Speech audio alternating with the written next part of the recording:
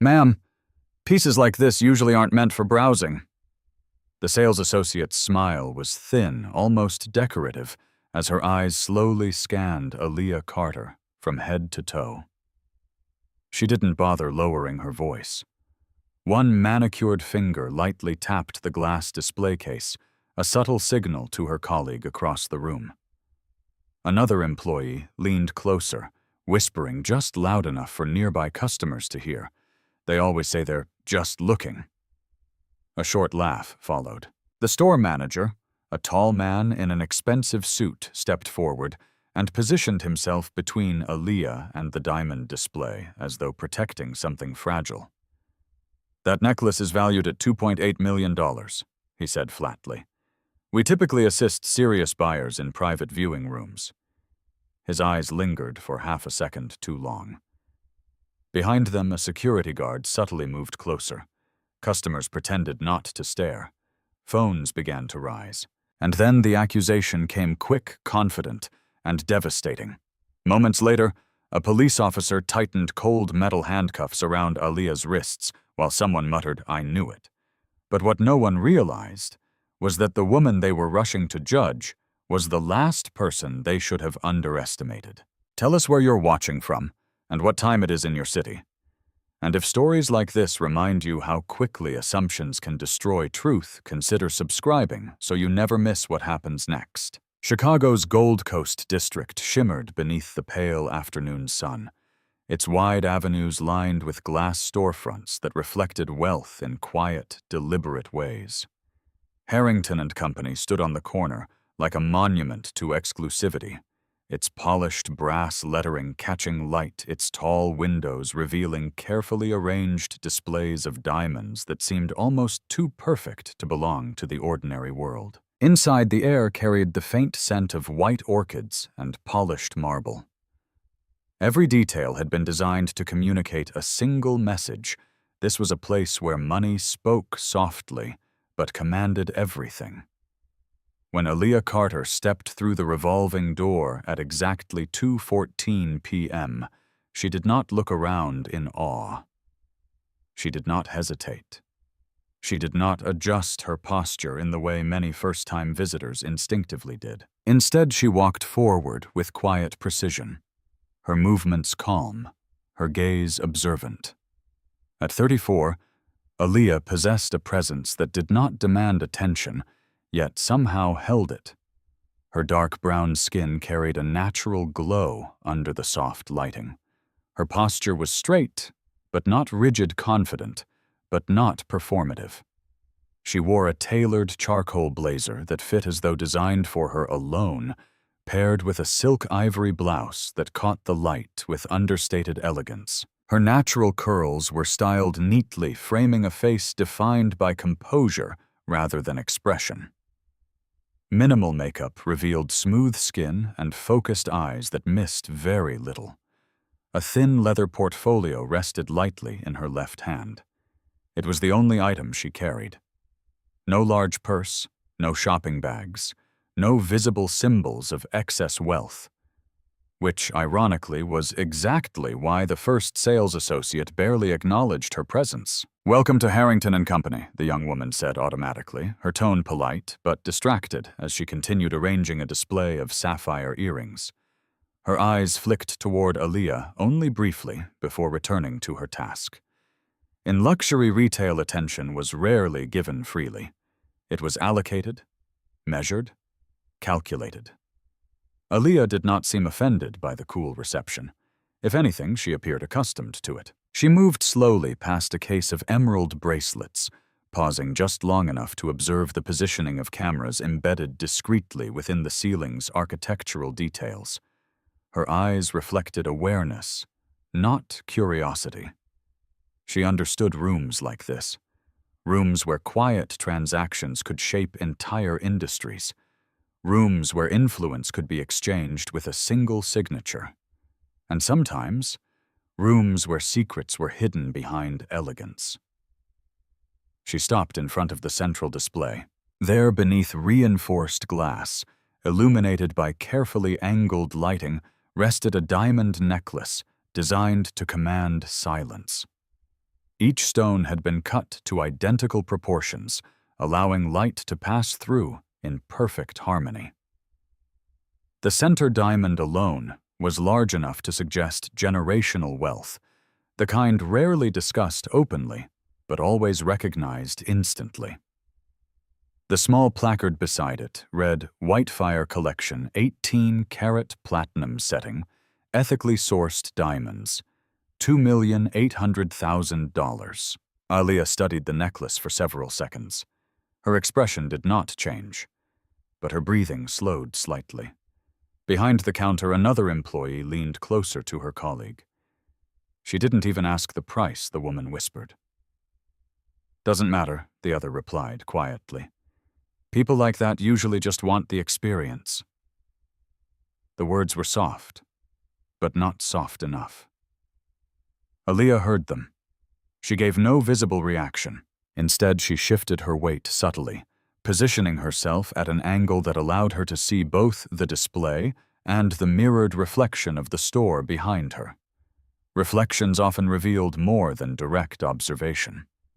A middle-aged couple entered moments later, their conversation animated and relaxed. The man wore a tailored navy suit that signaled familiarity with places like Harrington and Company.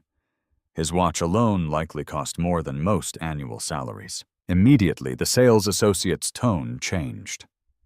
"Welcome back, Mr. Davenport," she said warmly. Her smile widened naturally. Her posture opened. The contrast was subtle, but unmistakable. Within seconds, sparkling water was offered. Private viewing options mentioned. Assumptions made. Aaliyah remained standing quietly near the central display, her attention returning once more to the diamond necklace. Her fingers lightly brushed the edge of the glass, not touching, simply measuring distance. She appeared patient. But time mattered today. Every minute carried weight. Inside the slim leather portfolio rested documents that connected financial transactions across 3 states. Accounts that appeared unrelated at first glance, transfers that seemed routine, purchases that raised no alarms, until someone like Aaliyah noticed the patterns hidden beneath surface normality. 3 years of investigation had led to this moment. 3 years of tracing shell corporations that existed only long enough to move assets invisibly. 3 years of quietly cooperating with federal investigators who believed a sophisticated diamond laundering network had embedded itself within legitimate luxury markets. Harrington and Company was not yet officially implicated, but irregularities had been flagged. Unusual inventory transfers, unverified sourcing documentation, high-value pieces appearing briefly before being reported as sold privately. The necklace before her matched a description included in sealed federal records. She needed confirmation. Nothing more. Nothing visible. Just confirmation. From the corner of the room, a tall man in a tailored gray suit observed her with growing interest. Daniel Harrington III did not often stand on the showroom floor, but today had already brought 2 unexpected appointment cancellations, and unexpected variables made him attentive. "Has she been helped?" he asked quietly. "Not yet," the associate replied. "Should I? I'll handle it." His voice was controlled. Professional, but calculated. He approached slowly, careful not to appear hurried. Luxury environments valued composure above all else. "Good afternoon," Harrington said, stopping a respectful distance away. His eyes moved briefly toward the necklace, then back to Aaliyah. "Are you searching for something specific?" His tone was polite. Neutral. Practiced.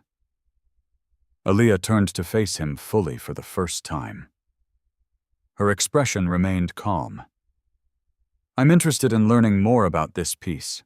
Her voice was steady, clear, unapologetic. Harrington's gaze flickered briefly toward her portfolio, then toward her shoes, then back to her face. A pause followed, almost imperceptible. The Whitefire collection is typically shown by private appointment, he said carefully. Many of our clients prefer discretion when considering acquisitions at this level. I understand, Aaliyah replied. Her eyes did not move away from his. I only need a closer look. Something in her composure unsettled him. Not confidence. Certainty, as though she already knew more than she should. Behind the counter, one of the associates subtly adjusted the camera angle through a small touchscreen interface. Security protocol required monitoring interactions involving high-value inventory, but this attention felt different, focused, intentional. Aaliyah noticed the adjustment through reflection, noted the timestamp displayed briefly on the monitor. 2:21 p.m., 7 minutes inside, longer than most unassisted visitors were allowed to remain near the Whitefire piece. From the entrance, the security guard shifted position slightly, not blocking, not intervening, just observing more closely. Small signals, tiny adjustments in atmosphere, subtle tightening of unspoken assumptions. Harrington folded his hands lightly in front of him. I should mention, he added, that verification is typically required before handling pieces of this magnitude. Aaliyah nodded once. That won't be a problem? Her answer came quickly. Too quickly. Something behind Harrington's polite smile grew more alert. In environments built on exclusivity, unexpected confidence often triggered scrutiny. And scrutiny sometimes triggered mistakes. Behind them, the associate who had first greeted Aaliyah now watched openly her earlier indifference replaced by quiet suspicion. She whispered again to her colleague. This feels strange. Watch her hands, the colleague replied. Aaliyah remained perfectly still, composed, patient. Yet beneath the calm exterior, calculations continued forming.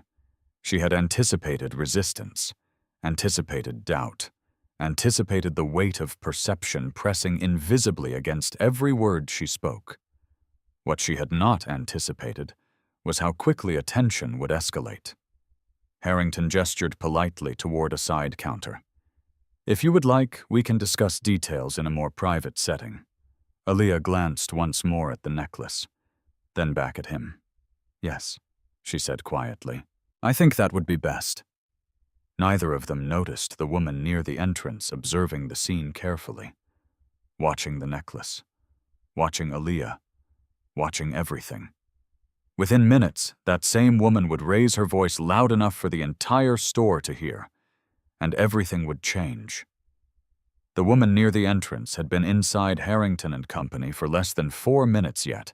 Her presence had already altered the atmosphere in ways few immediately understood. Victoria Langford was known in certain circles where wealth was not merely displayed, but performed.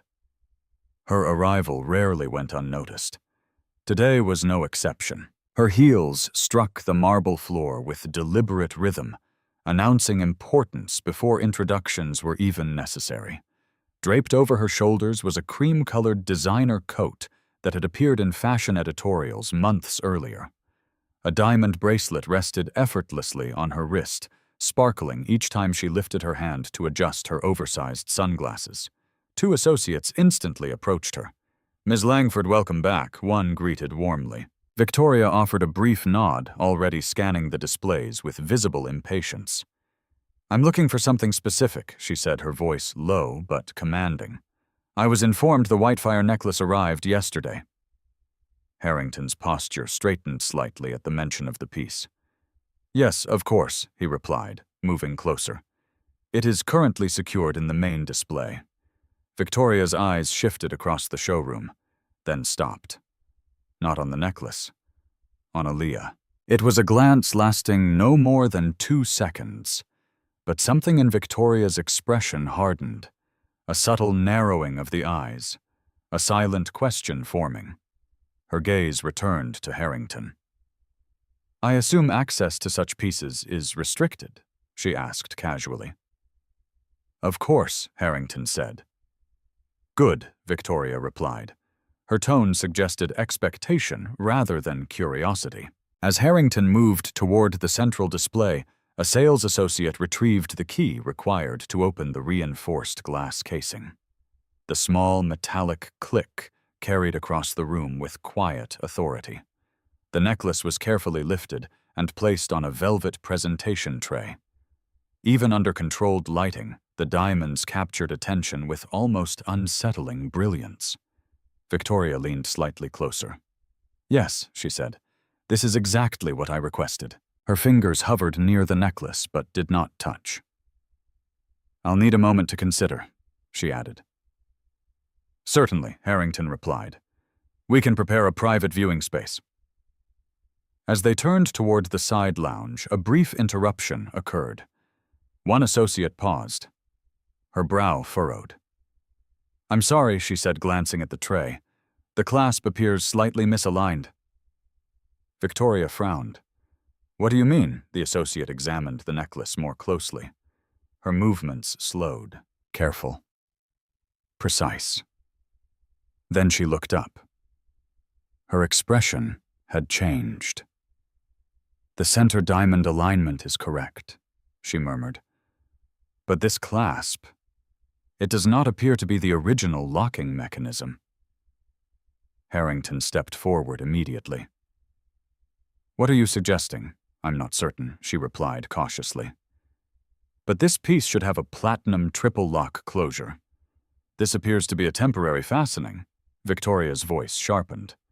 "What exactly are you saying?" Silence stretched briefly across the showroom.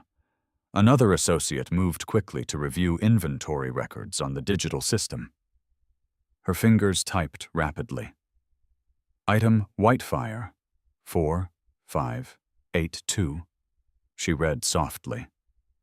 "Status secured at 1352. Her eyes lifted slowly. That was 29 minutes ago. Harrington's jaw tightened. "That is not possible," he said quietly. Victoria's composure fractured slightly. "I specifically arranged to view the verified original." Her tone had lost its earlier calm polish. "This necklace is valued at nearly $3 million. She turned toward Harrington. "I trust your security protocols are sufficient." The room grew noticeably still. Aaliyah remained near the side counter, observing the exchange without interfering. But she noticed something others did not. The associate handling the necklace had not yet checked the underside inscription. Every Harrington piece included microscopic engraving visible only under magnification. She watched carefully as the associate retrieved a jeweler's loupe. The small lens caught light briefly as it was raised. A pause followed. Then another. The associate inhaled sharply. "This is not the registered engraving." Victoria's voice cut through the silence. "What does that mean?" Harrington's response came slowly. "It means this may not be the authenticated Whitefire piece." Victoria's expression changed instantly. Shock gave way to anger. "That necklace was here less than 30 minutes ago." Her gaze moved across the showroom, stopping again on Aaliyah. The pause lasted longer this time. Much longer. The associate who had earlier whispered now stepped forward, her voice low but urgent. She was standing closest to the display. The words landed heavily. Victoria's eyes narrowed further. Harrington did not respond immediately. Instead, he reviewed the security monitor feed visible behind the counter. Multiple camera angles appeared on the screen. Timestamps confirmed continuous recording, yet uncertainty had already entered the room. Victoria crossed her arms. "I assume you will address this situation immediately," she said coldly. Harrington nodded once. "Of course." His attention shifted toward the associate nearest the phone. "Contact security." Aaliyah's posture did not change, but internally tension sharpened.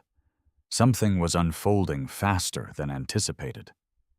Security personnel approached within seconds, alerted by the store's internal communication system. A tall guard positioned himself near the central display. "Is there an issue?" he asked. Harrington kept his voice measured. There appears to be a discrepancy involving the Whitefire piece. Victoria spoke before he could continue. The original necklace has been replaced. Her eyes moved deliberately toward Aaliyah, and she was the only unfamiliar individual positioned near the display during that window. The implication required no elaboration. The associate nodded slightly, reinforcing the suggestion. We observed her standing here for several minutes, she added. Aaliyah met Harrington's gaze calmly. If there is a concern, she said evenly, review the footage carefully before drawing conclusions. Her tone remained composed, but Victoria's patience had already thinned. I expect decisive action, she said sharply. This is not a minor oversight. Harrington hesitated. Protocol required verification before escalation, yet the presence of a high-profile client complicated matters. Reputation carried weight. Perception carried consequences. He nodded once more. Call the police. The words felt heavier than intended. The associate complied immediately. Within moments, the store's carefully controlled environment shifted. Customers whispered quietly. Phones discreetly lifted. Assumptions formed rapidly. Aaliyah remained still aware that premature resistance could worsen the situation. But internally, calculations accelerated. The timeline did not align with the documented transfer logs she had reviewed earlier that morning. If the necklace had indeed been replaced, the implications extended far beyond a simple theft. It suggested internal access, internal coordination, internal risk. Victoria stepped slightly closer. Her voice lowered, but remained sharp. I trust this matter will be resolved quickly. Harrington nodded. It will. From the corner of the showroom, faint sirens became audible, growing louder, approaching faster than expected. Aaliyah exhaled slowly. Events were now unfolding beyond controlled parameters, and somewhere within the system, she had been quietly helping investigate for 3 years. Someone had just made a very dangerous mistake. The sound of police sirens approaching along Oak Street did not match the elegance of Harrington and Company. It shattered it. Inside the showroom, the polished calm that defined luxury retail had already begun to fracture under the pressure of suspicion. Conversations fell into uneasy murmurs. Customers who moments ago admired gemstones now pretended to study display cases while quietly recording video with their phones. The glass doors opened with a mechanical whisper. 2 uniformed officers entered. Officer Daniel Reynolds led his pace, controlled but firm eyes scanning the room with professional detachment, sharpened by years of routine encounters. Behind him, Officer Grant followed younger, quieter, observing more than speaking. Harrington stepped forward immediately. Officers, thank you for coming so quickly, he said, voice composed but strained beneath the surface. Reynolds gave a brief nod. We received a report of possible theft involving high-value property. Victoria Langford stepped forward before anyone else could respond. The original Whitefire diamond necklace has been replaced with an imitation clasp, she said, her tone precise and unwavering. The piece is valued at approximately $2.8 million. Reynolds' expression did not change, but the number clearly registered. Who discovered the discrepancy? Our senior associate, Harrington replied, gesturing subtly. Reynolds turned toward the central display. And who was in proximity to the item prior to the discovery? The associate hesitated only briefly before answering. That woman, she said, indicating Aaliyah with a small but unmistakable movement of her hand. The shift in attention was immediate. Several customers stepped slightly aside, clearing a subtle path of visibility between Aaliyah and the officers. Phones lifted higher, recording angles adjusted. The unspoken assumption moved through the room like static electricity. Reynolds approached calmly, stopping a respectful distance away. Ma'am, we need to ask a few questions, he said. His tone remained neutral, professional. but distant. Aaliyah met his gaze without hesitation. "I understand." Her voice remained steady. Victoria crossed her arms, watching closely. Harrington remained silent, observing both sides carefully. "Were you examining the Whitefire necklace today?" Reynolds asked. "Yes," Aaliyah replied. "For how long?" "Approximately 5 minutes. Did you request physical access to the piece?" "No." Reynolds nodded slightly, processing the answers. "Do you currently possess any jewelry containers or personal storage cases?" Aaliyah lifted the slim leather portfolio gently. "This is the only item in my possession." Grant stepped forward slightly. "Would you mind placing the portfolio on the counter?" Aaliyah complied, without resistance. Her calm cooperation contrasted sharply with the tension growing among the onlookers. Grant opened the portfolio carefully. Inside were documents neatly organized, financial charts, printed transaction summaries, handwritten notes, nothing resembling stolen jewelry. Grant closed the portfolio again. Reynolds's attention shifted toward Aaliyah's coat pockets. "For clarity, we will need to confirm that no items were removed from the display area." Aaliyah inclined her head slightly. "You may verify whatever procedure is necessary." Victoria's voice broke in again. "With respect, officers, time is extremely important. That necklace cannot simply disappear." Her emphasis on the word disappear carried implication. Reynolds nodded once. "Understood." He turned back toward Aaliyah. "Ma'am, please place any personal belongings on the counter. I have none beyond what you've seen." A pause followed. Reynolds studied her expression briefly. Experience often relied on instinct, and instinct, unfortunately, was not immune to bias. "Then, we will need to conduct a standard search procedure." The room seemed to contract. Customers shifted uncomfortably. Some leaned closer. Others pretended not to watch. Aaliyah remained composed.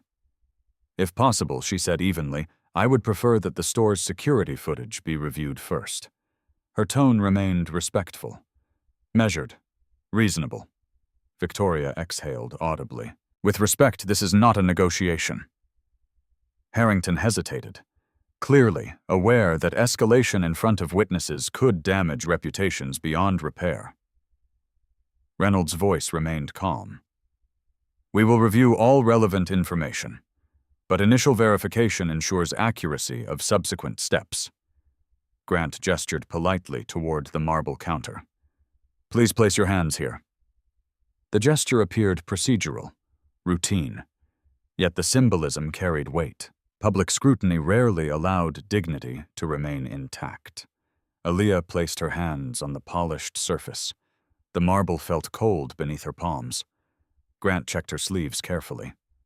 Nothing. Reynolds examined the interior lining of her coat. Nothing. The tension should have eased.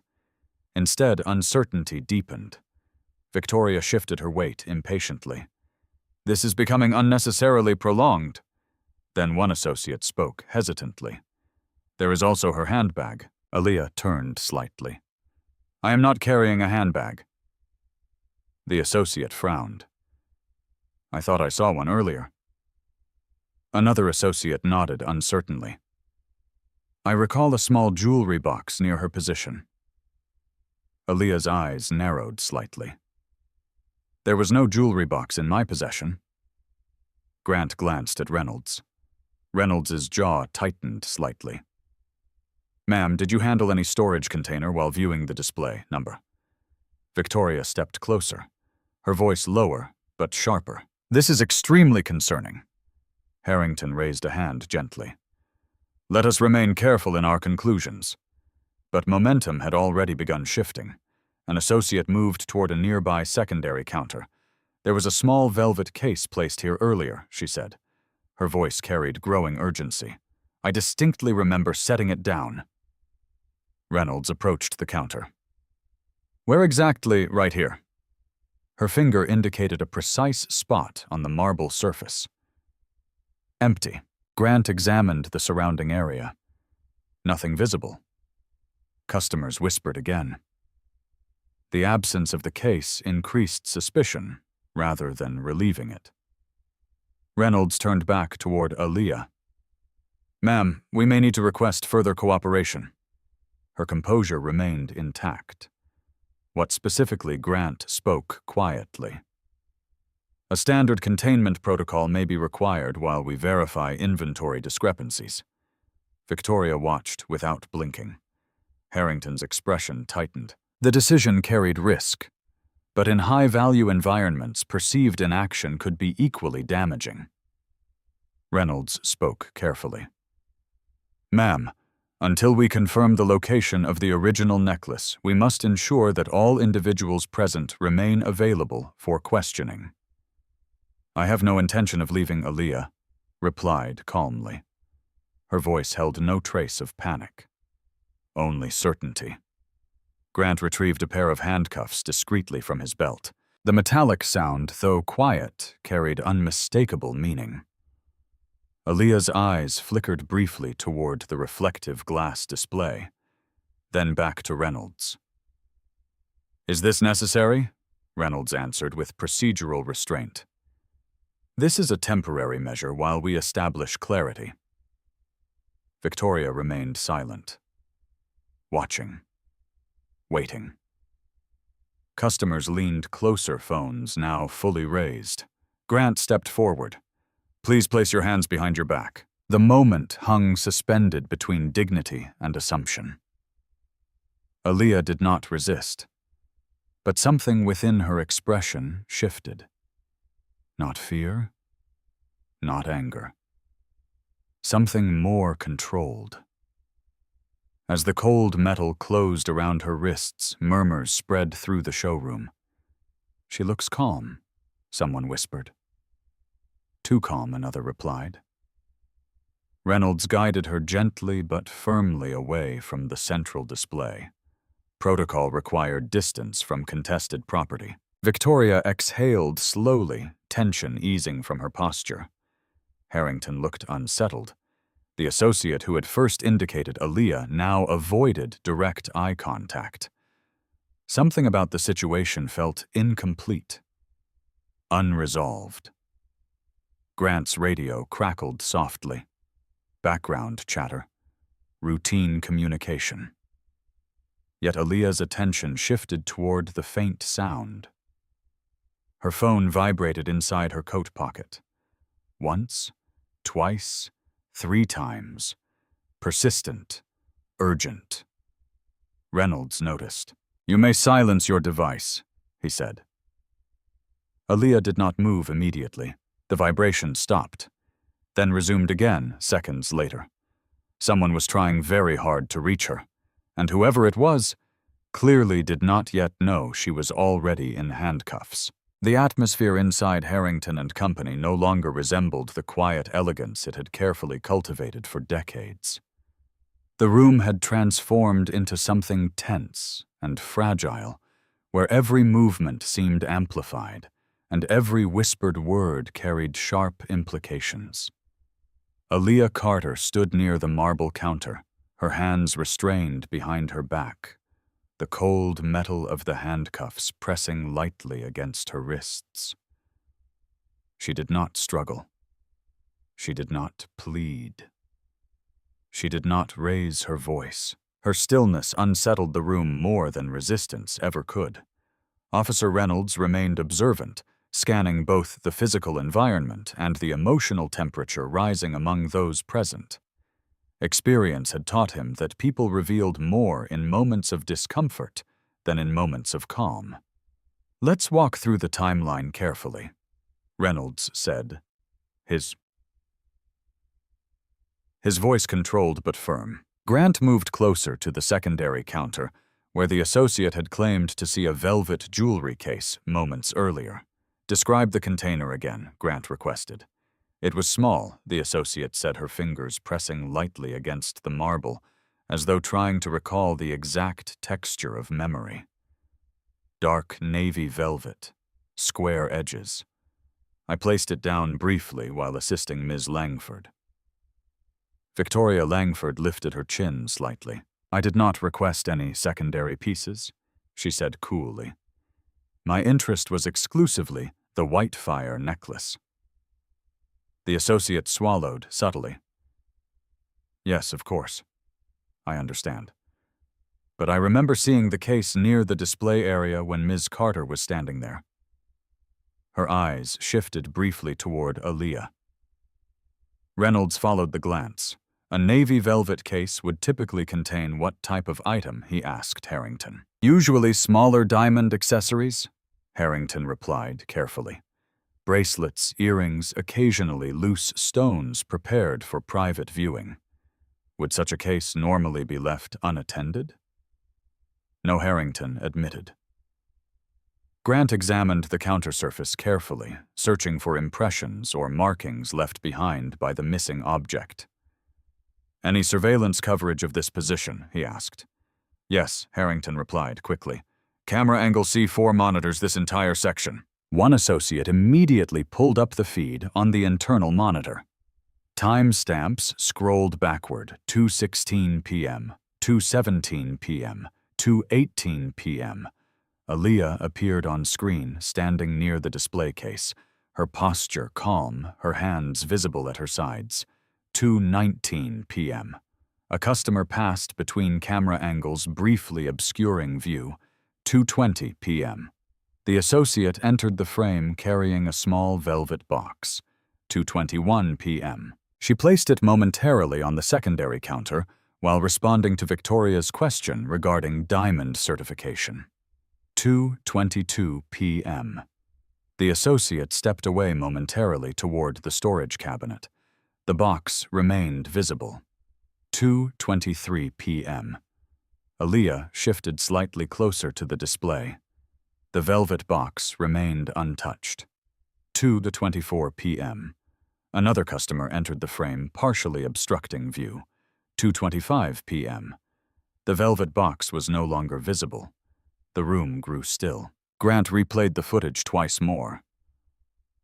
There is no clear visual confirmation of the moment it disappeared, he said quietly. Victoria's expression sharpened.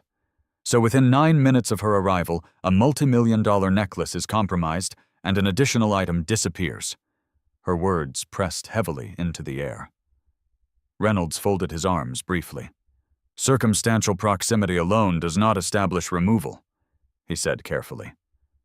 But uncertainty remained.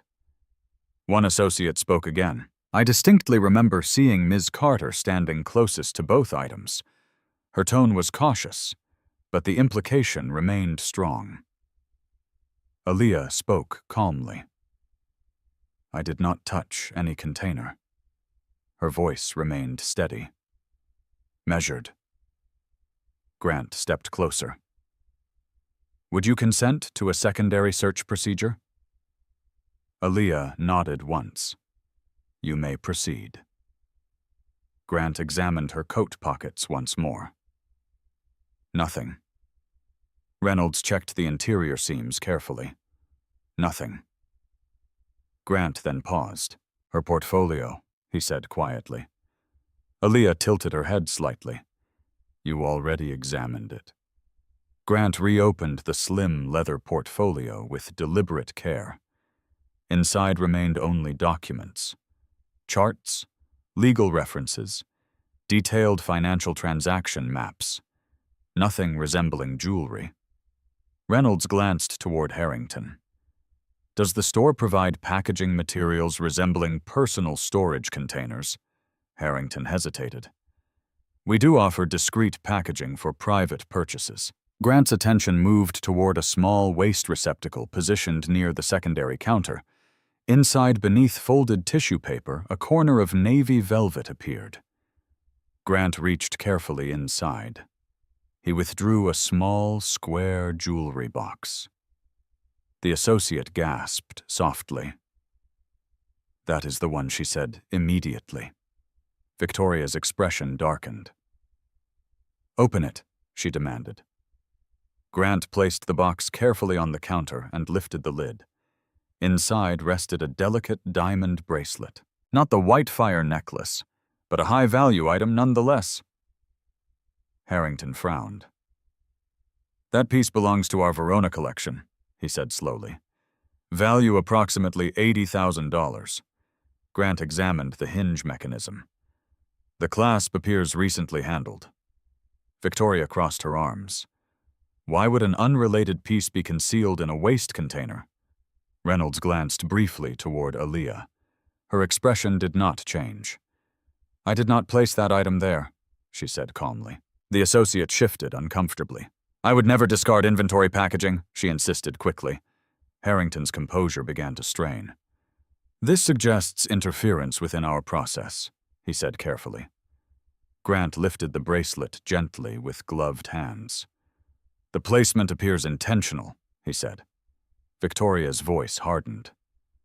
"This situation is becoming increasingly unacceptable." Reynolds nodded once. "Agreed." He turned toward Aaliyah. "Ma'am, we will need to request that you accompany us for further clarification at the station." Aaliyah did not argue, but her eyes briefly met the security camera positioned above the display. A subtle acknowledgement passed unnoticed by most present. Victoria spoke again. "I expect full accountability." Harrington nodded slowly, though uncertainty remained visible in his expression. Grant secured the bracelet as evidence. Customers continued recording. Assumptions continued forming. Reynolds guided Aaliyah toward the exit. The weight of perception followed closely behind. Outside, flashing blue lights reflected across the polished glass windows of Harrington and Company.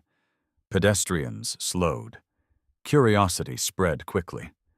Aaliyah stepped forward calmly despite the attention.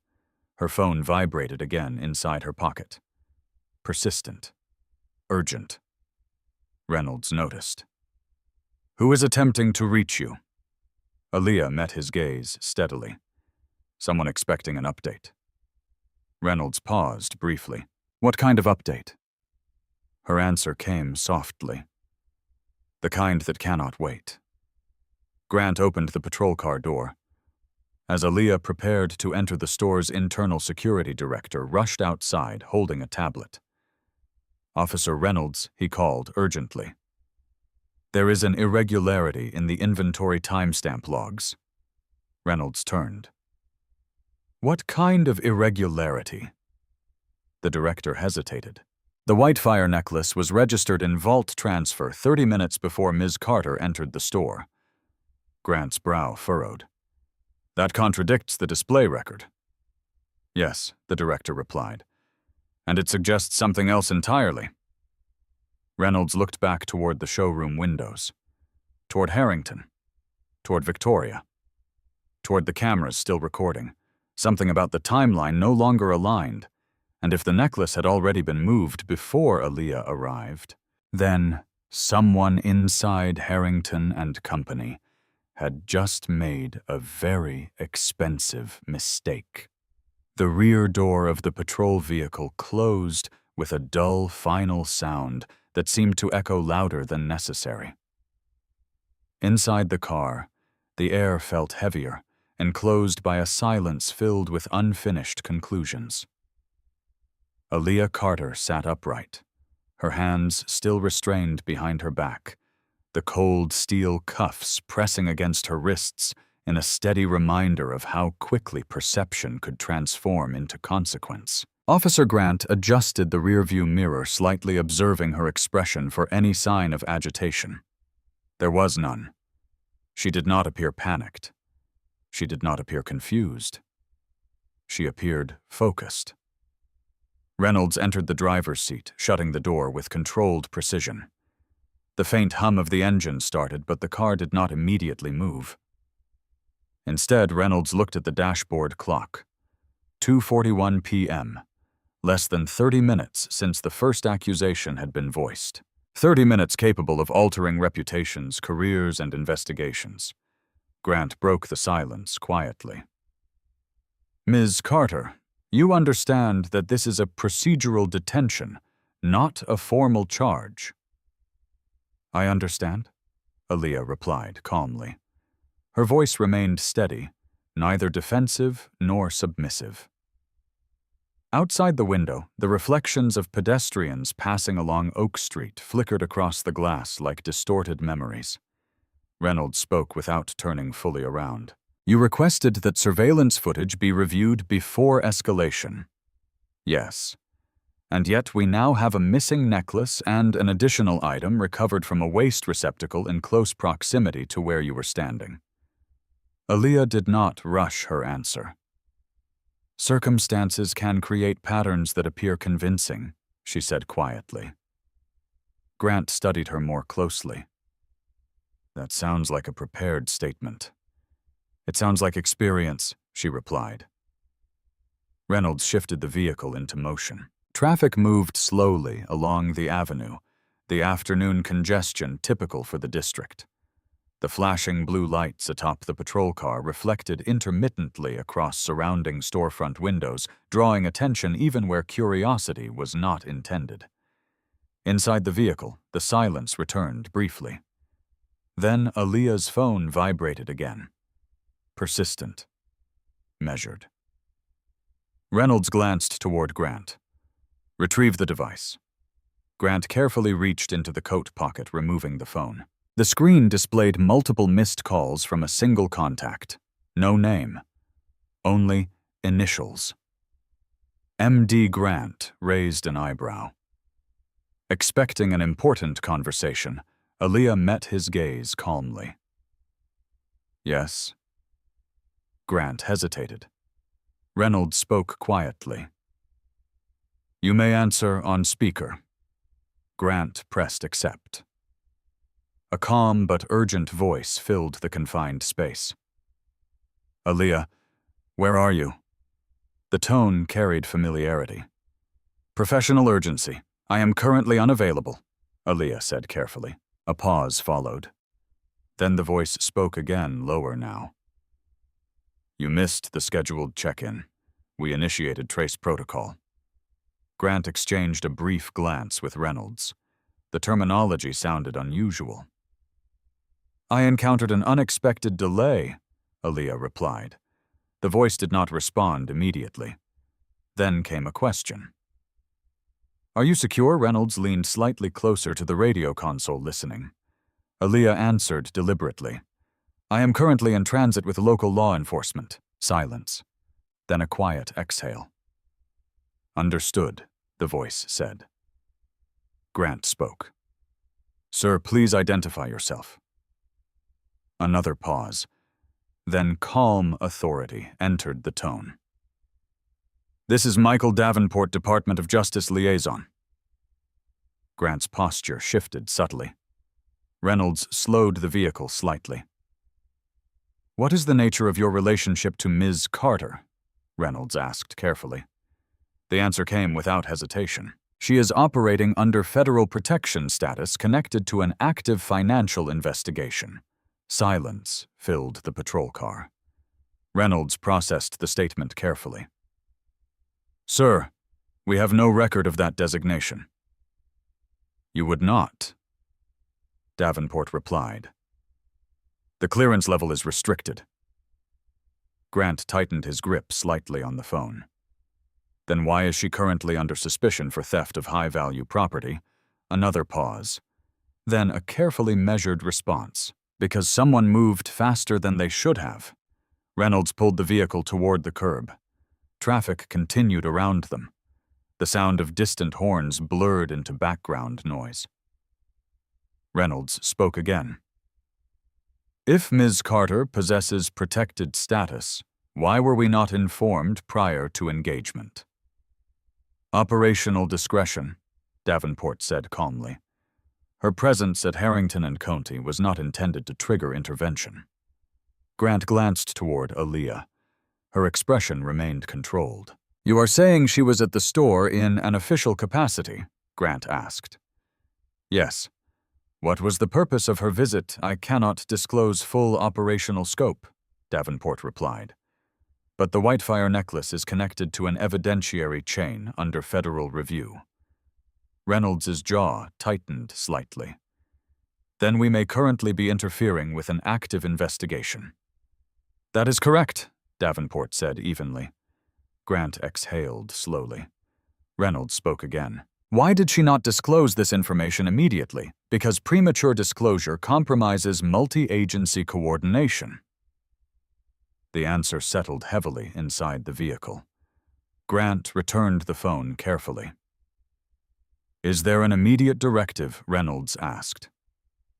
Yes, Davenport replied. Transport Ms. Carter to the precinct, but do not process charges.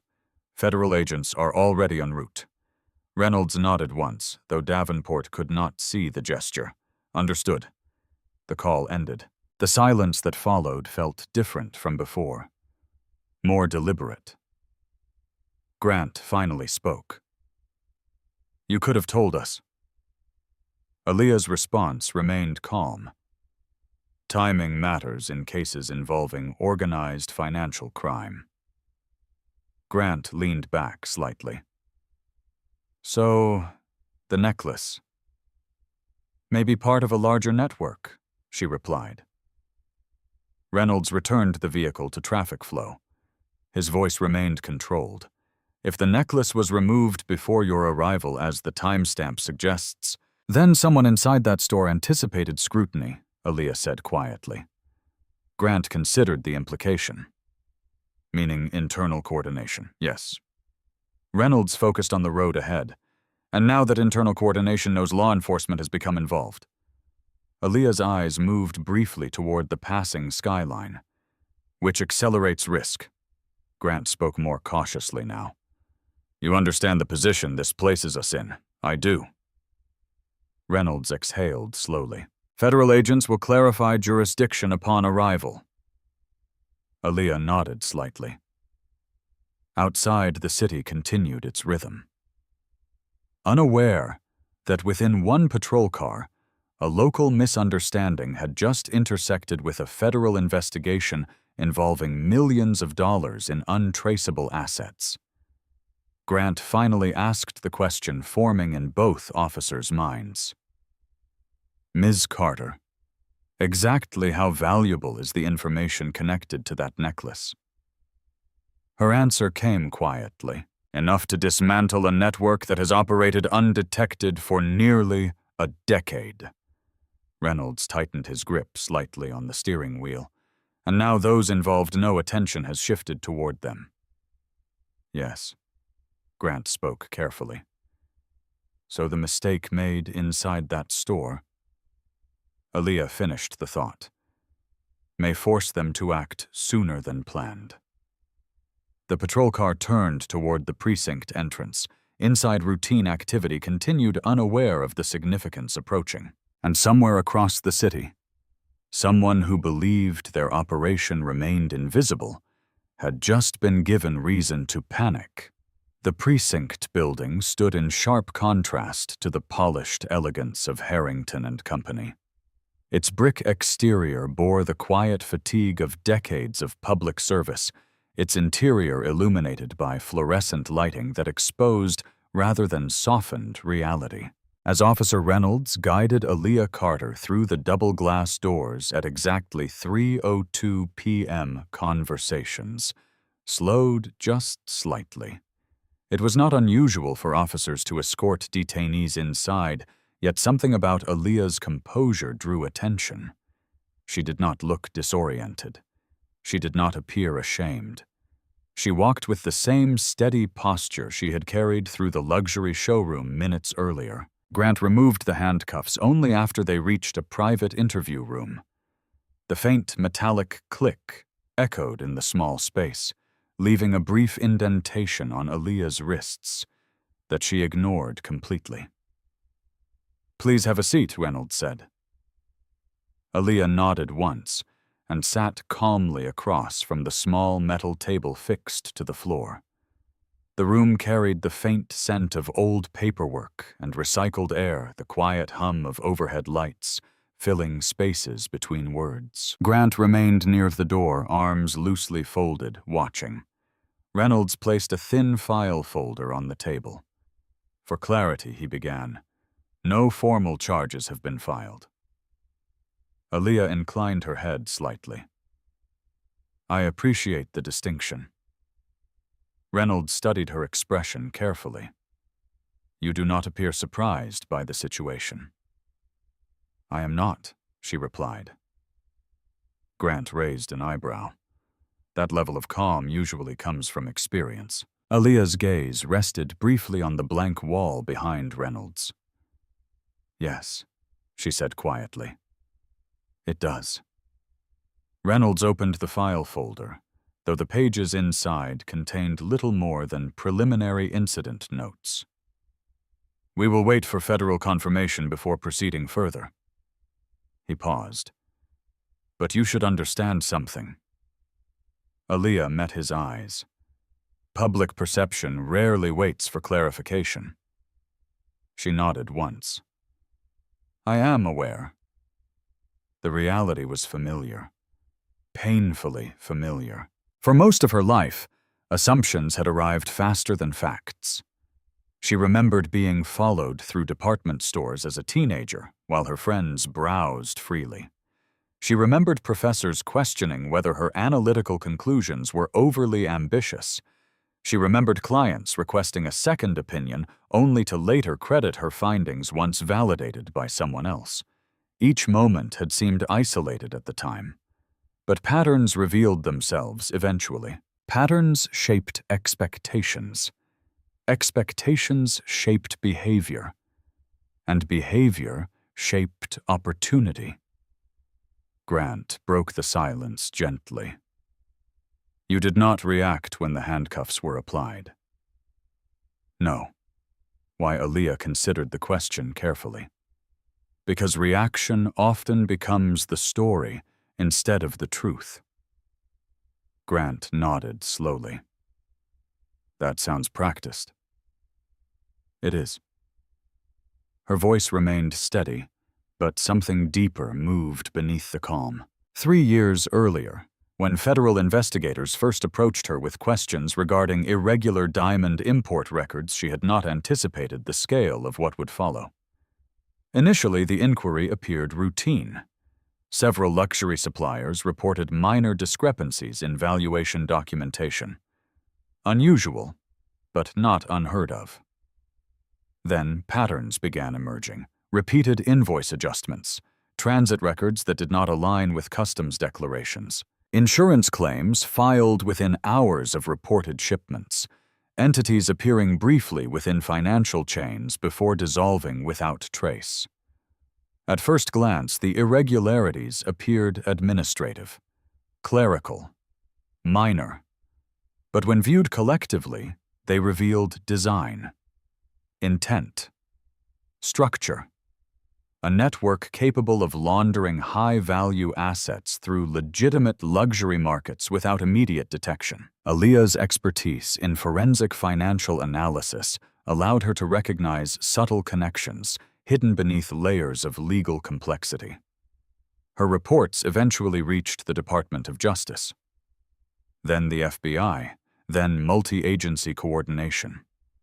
Her role expanded gradually, quietly, confidentially. She did not carry a badge. She did not testify publicly. She did not reveal her involvement to colleagues. Her protection status existed precisely because visibility could compromise operational progress. And now, visibility had found her anyway. Grant leaned slightly against the wall. So the necklace is evidence? Yes. And Harrington and Company, possibly connected. Reynolds exhaled slowly. If internal coordination exists, then someone inside that store may already suspect investigation. Yes. Grant crossed his arms more tightly now, and today's incident accelerates awareness. Yes. Reynolds tapped a pen lightly against the folder. That places you in a complicated position. Aaliyah's expression remained thoughtful. Yes. Grant spoke carefully. Do you feel the investigation has been compromised? She paused. Not yet. but risk has increased. Yes. Reynolds leaned back slightly. In situations like this, do federal teams adjust strategy? Yes. How? By identifying where exposure creates opportunity. Grant frowned slightly. Opportunity for whom? For truth, she replied quietly. The room fell silent again. Outside, muffled voices echoed faintly through the hallway. Routine conversations. Administrative tasks. Ordinary concerns. Yet within the small interview room, multiple agencies now intersected within a single moment of misunderstanding. Grant studied her expression again. You knew the risk entering that store? Yes. And you went anyway? Yes. Reynolds asked the question carefully. Why? Aaliyah's answer came without hesitation. Because financial networks depend on invisibility. She folded her hands gently on the table. And sometimes invisibility depends on people believing they are above scrutiny. Grant nodded slowly, meaning someone believed they could move evidence without detection. Yes. Reynolds glanced briefly at the clock on the wall. 3:18 p.m. Federal response times varied depending on urgency classification. Davenport's tone suggested priority escalation. Grant finally asked quietly, Do you trust the system to correct what happened today? Aaliyah considered carefully. I trust patterns. Grant tilted his head slightly. What pattern? Truth eventually requires alignment. Reynolds allowed a small exhale. That is a very patient perspective. It has to be. A faint knock sounded at the door. Grant opened it partially. A desk officer spoke quietly. 2 federal agents have arrived. Reynolds exchanged a brief glance with Aaliyah, then nodded once. Send them in. The hallway noise shifted slightly as footsteps approached. Measured. Purposeful. The door opened fully. 2 individuals entered dressed in dark professional attire rather than tactical gear. Their presence did not demand attention. It commanded it. One of them spoke first. Ms. Carter. Aaliyah stood calmly. The agent nodded once. Thank you for your patience. Grant and Reynolds exchanged a brief look. The atmosphere in the room shifted once more. Authority had arrived. And with it, answers that would change everything that had happened inside Harrington and Company Special Agent Marcus Delgado did not raise his voice when he entered the interview room. Yet the shift in atmosphere was immediate. Authority did not always announce itself loudly. Sometimes it arrived quietly, carried in posture, in stillness, in the absence of unnecessary movement. Behind him stood Special Agent Renee Whitaker, her expression composed but observant. Her eyes moving quickly across the room, assessing details, processing context, building conclusions before a single formal word was spoken. Officers, Delgado said, with a polite nod toward Reynolds and Grant. Reynolds stood. Agent Delgado, we were informed you would be arriving. Delgado extended a small leather credential wallet displaying identification briefly but clearly. Grant leaned slightly forward to confirm authenticity. Everything aligned. Delgado turned his attention toward Aaliyah. Ms. Carter, he said calmly, I apologize for the inconvenience this situation has caused. Aaliyah nodded once. No apology is necessary. Whitaker stepped closer, placing a slim tablet on the table. The screen displayed encrypted files, time-stamped logs, and a structured chain of authorization codes that left little room for ambiguity. Reynolds folded his arms loosely. For clarity, he said carefully, we received a report of possible theft involving high-value jewelry. At the time of response, we had no knowledge of federal involvement. Delgado nodded. That is consistent with operational compartmentalization protocols. Grant frowned slightly, meaning information was intentionally restricted. Whitaker answered calmly. To preserve investigative integrity. Reynolds considered the phrasing. And now circumstances require limited disclosure, Delgado replied. Whitaker tapped the tablet once, turning the display slightly toward the officers. On the screen appeared a structured financial diagram, a network of corporate entities connected by thin lines branching across multiple jurisdictions. This investigation began 34 months ago, Whitaker explained. Initial indicators suggested irregular diamond procurement patterns moving through legitimate luxury distributors. Grant studied the diagram carefully. Money laundering through jewelry assets. More precisely, Whitaker said, asset conversion designed to obscure traceability. Reynolds nodded slowly. And Harrington and Company appears within this structure. Yes, Delgado confirmed, but involvement has not yet been legally established. Grant glanced briefly toward Aaliyah. And Ms. Carter's role, Whitaker answered. Ms. Carter specializes in forensic financial pattern analysis. Her expertise has allowed identification of transaction sequences previously undetected through conventional audit processes. Reynolds looked toward Aaliyah with new understanding. The necklace. Potential evidentiary item, Delgado replied. Grant spoke cautiously. The store reported that the necklace's clasp was altered prior to our arrival. Whitaker nodded once. That aligns with indicators we have been monitoring. Reynolds's brow tightened slightly. You were aware the item might be moved. We suspected the possibility, Delgado replied. Grant shifted his weight. Then today's incident may not be coincidence. Whitaker's expression remained neutral. Patterns rarely are. Reynolds exhaled slowly.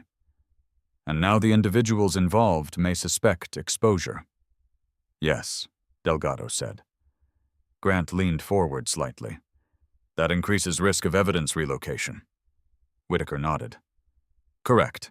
Reynolds glanced briefly toward the closed door of the interview room.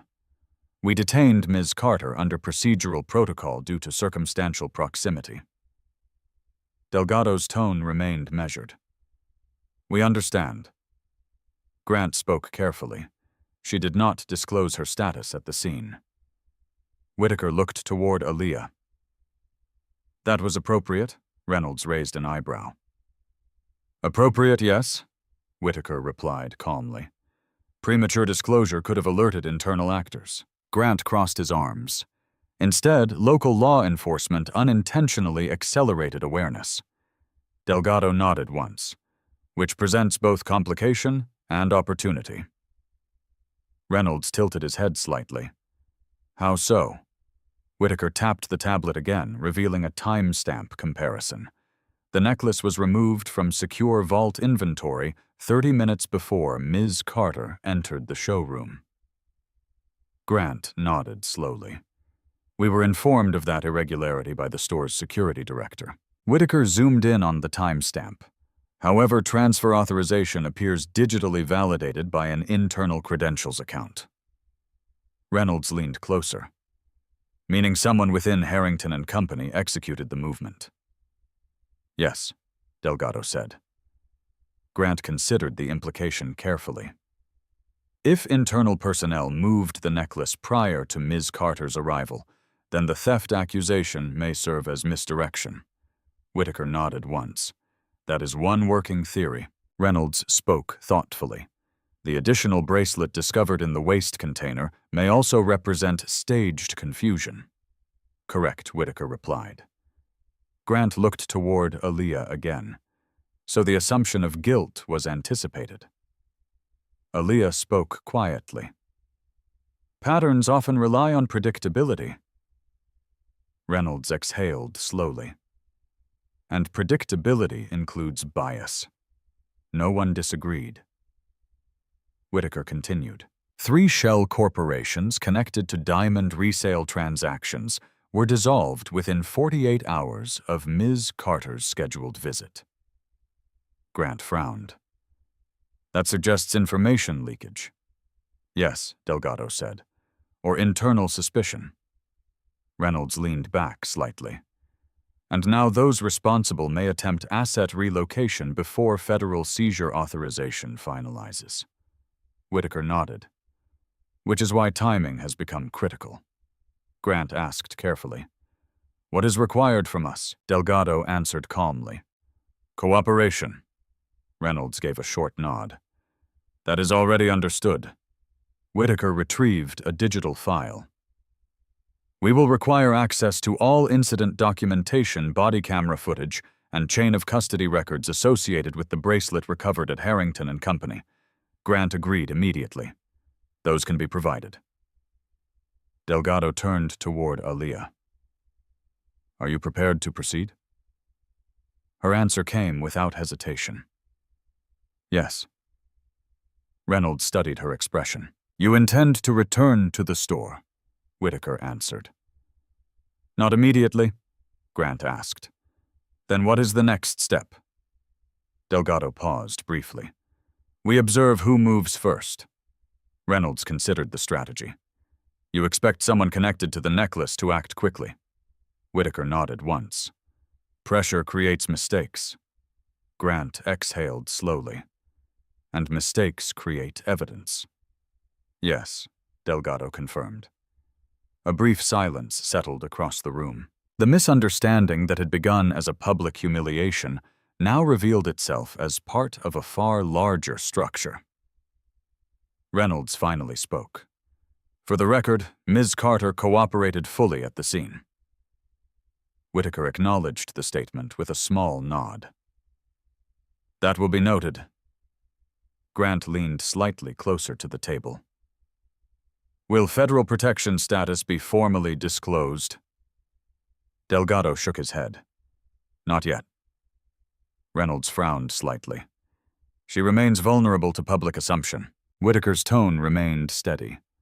For now, perception remains part of operational design.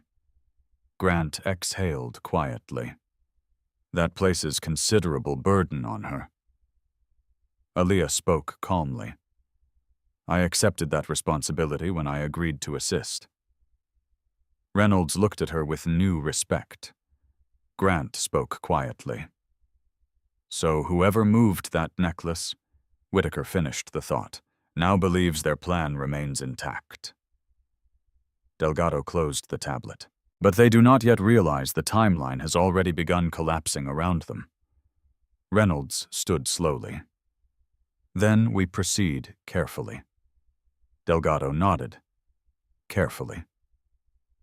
Whitaker gathered the digital files. Grant opened the interview room door. Routine precinct activity continued outside. Phones rang. Officers moved between desks. Ordinary moments unfolding unaware that a multi-million-dollar investigation had just moved one step closer to exposure. And somewhere inside Harrington and Company, someone was already deciding what to move next. The interview room slowly emptied, leaving behind the faint echo of footsteps and the quiet hum of overhead fluorescent lights. For the first time since entering the precinct, Aaliyah Carter allowed herself a measured breath. Not relief, not fatigue, but recalibration. Moments like this required careful adjustment. Timing had shifted. Variables had multiplied. But the objective remained unchanged. Special Agent Marcus Delgado paused just outside the doorway, speaking quietly into his secure phone. His tone was low-controlled, each word precise. Across the hallway, Special Agent Renee Whitaker was already coordinating digital access requests through encrypted channels, her tablet screen reflecting strings of data authorization codes. Inside the precinct, bullpen routine activity continued, officers completing paperwork, dispatchers monitoring radio channels, the quiet rhythm of civic infrastructure, moving forward, unaware that a federal financial network investigation had just accelerated unexpectedly. Reynolds leaned lightly against the wall outside the interview room. I assume this is the point where everything becomes classified. he said quietly. Delgado offered a faint nod. Only partially. Grant crossed his arms. You mentioned someone inside Harrington and Company may already suspect investigation. Yes. And now they know local police have been involved. Delgado's gaze moved briefly toward the large window overlooking the city street, which increases the likelihood of rapid asset repositioning. Grant exhaled slowly, meaning whoever moved the necklace may attempt to move additional pieces. Whitaker approached tablet in hand. Correction, she said calmly. They already have. She turned the screen toward Delgado. Several highlighted entries appeared within a secured inventory movement registry. 3 additional high-value diamond assets were flagged for internal transfer authorization within the last 20 minutes. Reynolds frowned. That timing aligns with the arrival of patrol officers at the store. Yes, Whitaker confirmed. Grant studied the timestamps carefully. Someone reacted quickly. Delgado nodded. Too quickly. Whitaker enlarged the display. These transfers were approved under internal supervisory credentials belonging to senior inventory management. Reynolds spoke carefully. Which individual holds those credentials? Whitaker paused briefly. The authorization originates from an executive override access point. Grant raised an eyebrow. Meaning someone high within the organization. Yes. Reynolds considered the implication. Harrington himself, Whitaker did not answer directly. We cannot yet establish intent. Delgado spoke quietly. But the sequence suggests awareness of scrutiny. Grant shifted his stance. If assets are being repositioned, what prevents immediate seizure? Whitaker answered calmly. Jurisdictional sequencing. Reynolds nodded slowly. Legal thresholds. Yes. Delgado glanced briefly toward Aaliyah, which is why her presence at the store today was significant. Grant leaned slightly closer. You expected movement. We anticipated irregularities, Whitaker corrected. Grant spoke carefully. And instead you received accelerated confirmation. Yes. Aaliyah stood quietly near the doorway, observing the conversation without interruption. Her role rarely required dramatic gestures. Her value came from interpretation, pattern recognition. Financial behavior rarely revealed itself through single transactions. It revealed itself through response patterns, how individuals moved assets when they believed exposure was imminent, how networks reacted when internal trust fractured. Whitaker's phone vibrated softly. She glanced at the screen.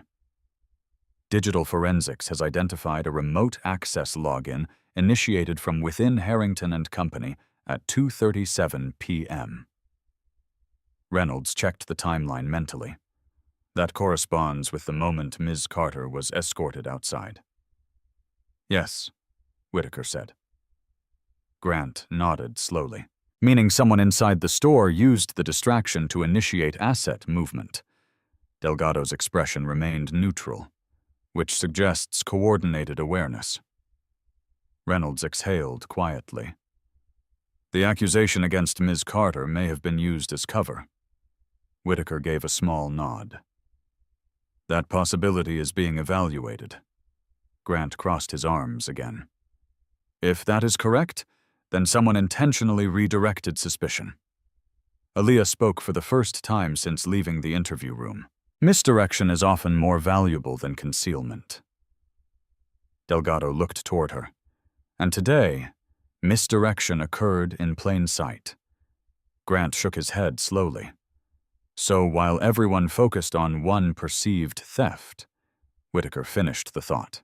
Other assets moved without scrutiny. Reynolds straightened slightly. What is the scale of the network? Whitaker tapped her tablet again. Preliminary estimates suggest over $40 million in unverified diamond transactions processed across multiple distribution channels within the last 8 years. Grant let out a low whistle. That is not small-scale laundering. No, Delgado agreed. It is structured asset cycling. Reynolds spoke carefully. And the Whitefire necklace? Whitaker's tone remained calm. Potential keystone evidence. Grant frowned slightly. Why that particular piece? Aaliyah answered quietly.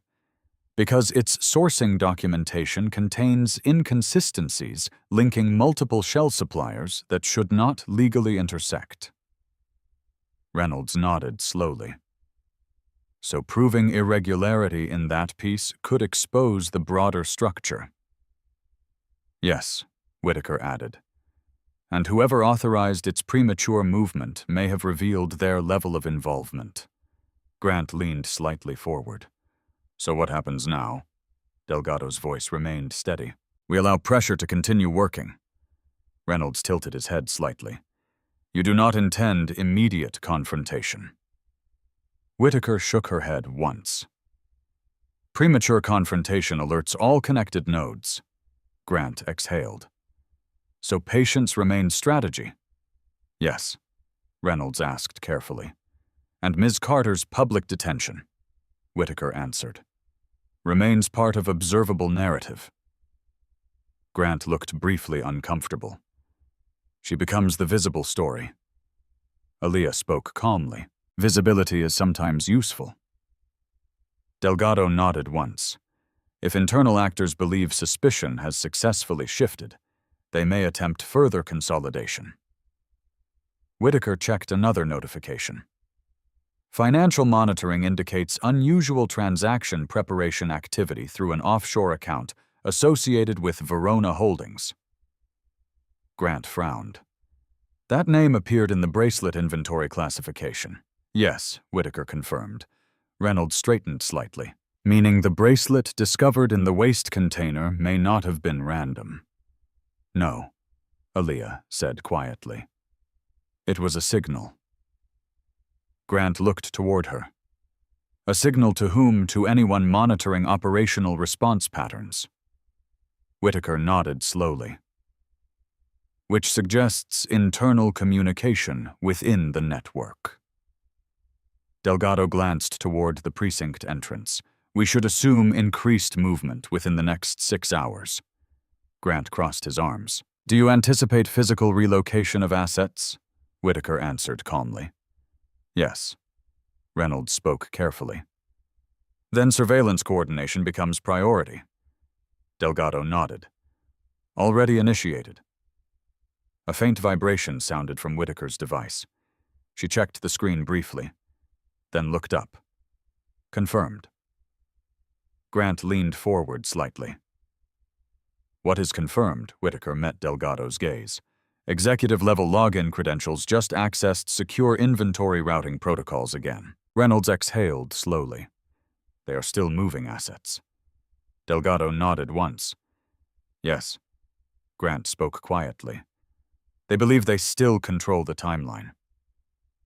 Whitaker responded calmly. They do not realize the timeline has already shifted beyond their influence. Aaliyah stepped closer to the window overlooking the city street. Traffic continued normally. Pedestrians crossed intersections unaware that within multiple financial systems movement had already begun. Patterns forming, connections tightening. And somewhere within Harrington and Company, someone had just made another move that could no longer be undone. By 4:05 p.m., the atmosphere inside Harrington and Company had changed in ways few customers could fully understand. What had begun as a subtle disturbance earlier that afternoon had quietly evolved into something heavier, an invisible pressure pressing against the store's carefully maintained image of perfection.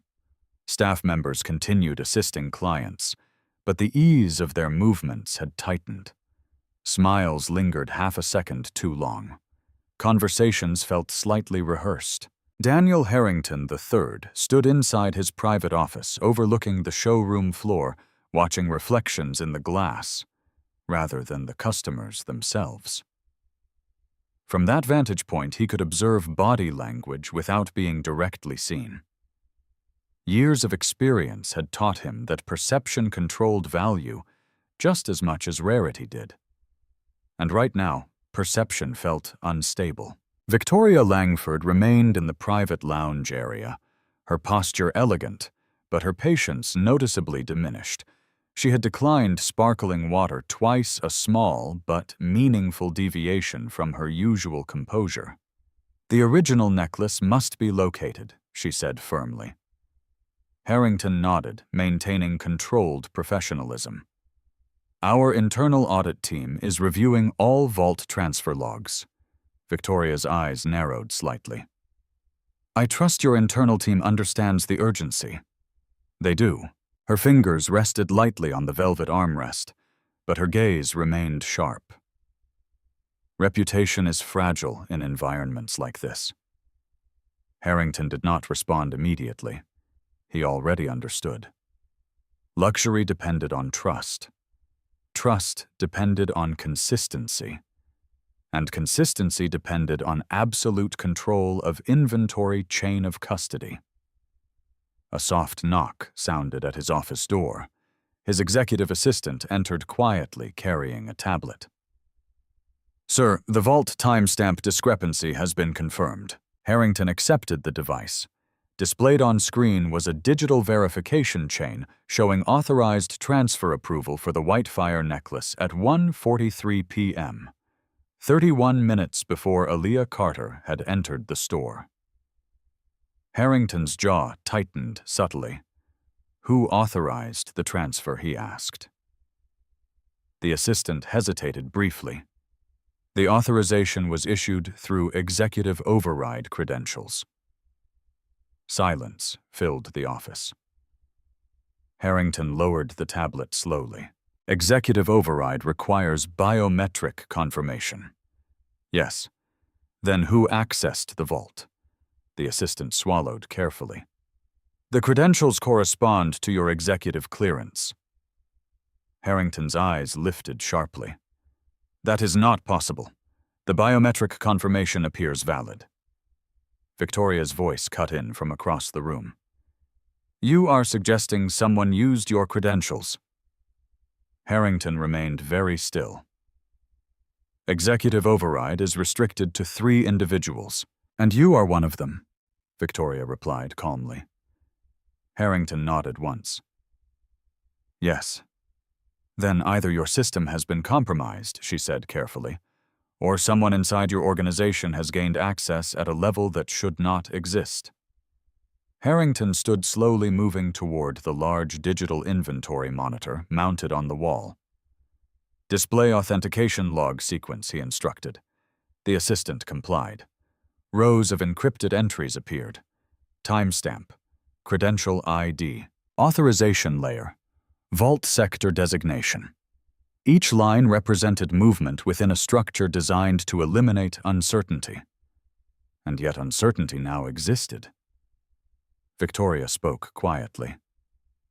"If the necklace was removed before the public incident occurred, then the accusation directed toward Ms. Carter may have served as distraction."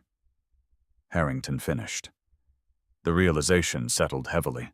The knock at the door came again, sharper this time. Another staff member entered, visibly unsettled. "Sir, 2 federal agents are requesting access to inventory verification systems." Victoria's gaze shifted immediately. "Federal agents," Harrington straightened. "Yes," the employee confirmed. "They referenced Department of Justice authorization codes." Victoria rose slowly from her chair. "This situation has escalated significantly." Harrington nodded once. "Show them in." Moments later, Special Agent Marcus Delgado and Special Agent Renee Whitaker entered the office. Their presence did not disrupt the room. It redefined it. Delgado spoke calmly. "Mr. Harrington, thank you for your cooperation." Harrington inclined his head slightly. "Agent Delgado." Whitaker placed a secure authorization document on the table. "We are conducting a federal financial investigation involving diamond asset movement through legitimate luxury distribution channels." Victoria crossed her arms. "And this relates to the Whitefire necklace." Whitaker met her gaze evenly. "Yes." Harrington spoke carefully. We have identified irregularities in vault transfer authentication logs. Delgado nodded.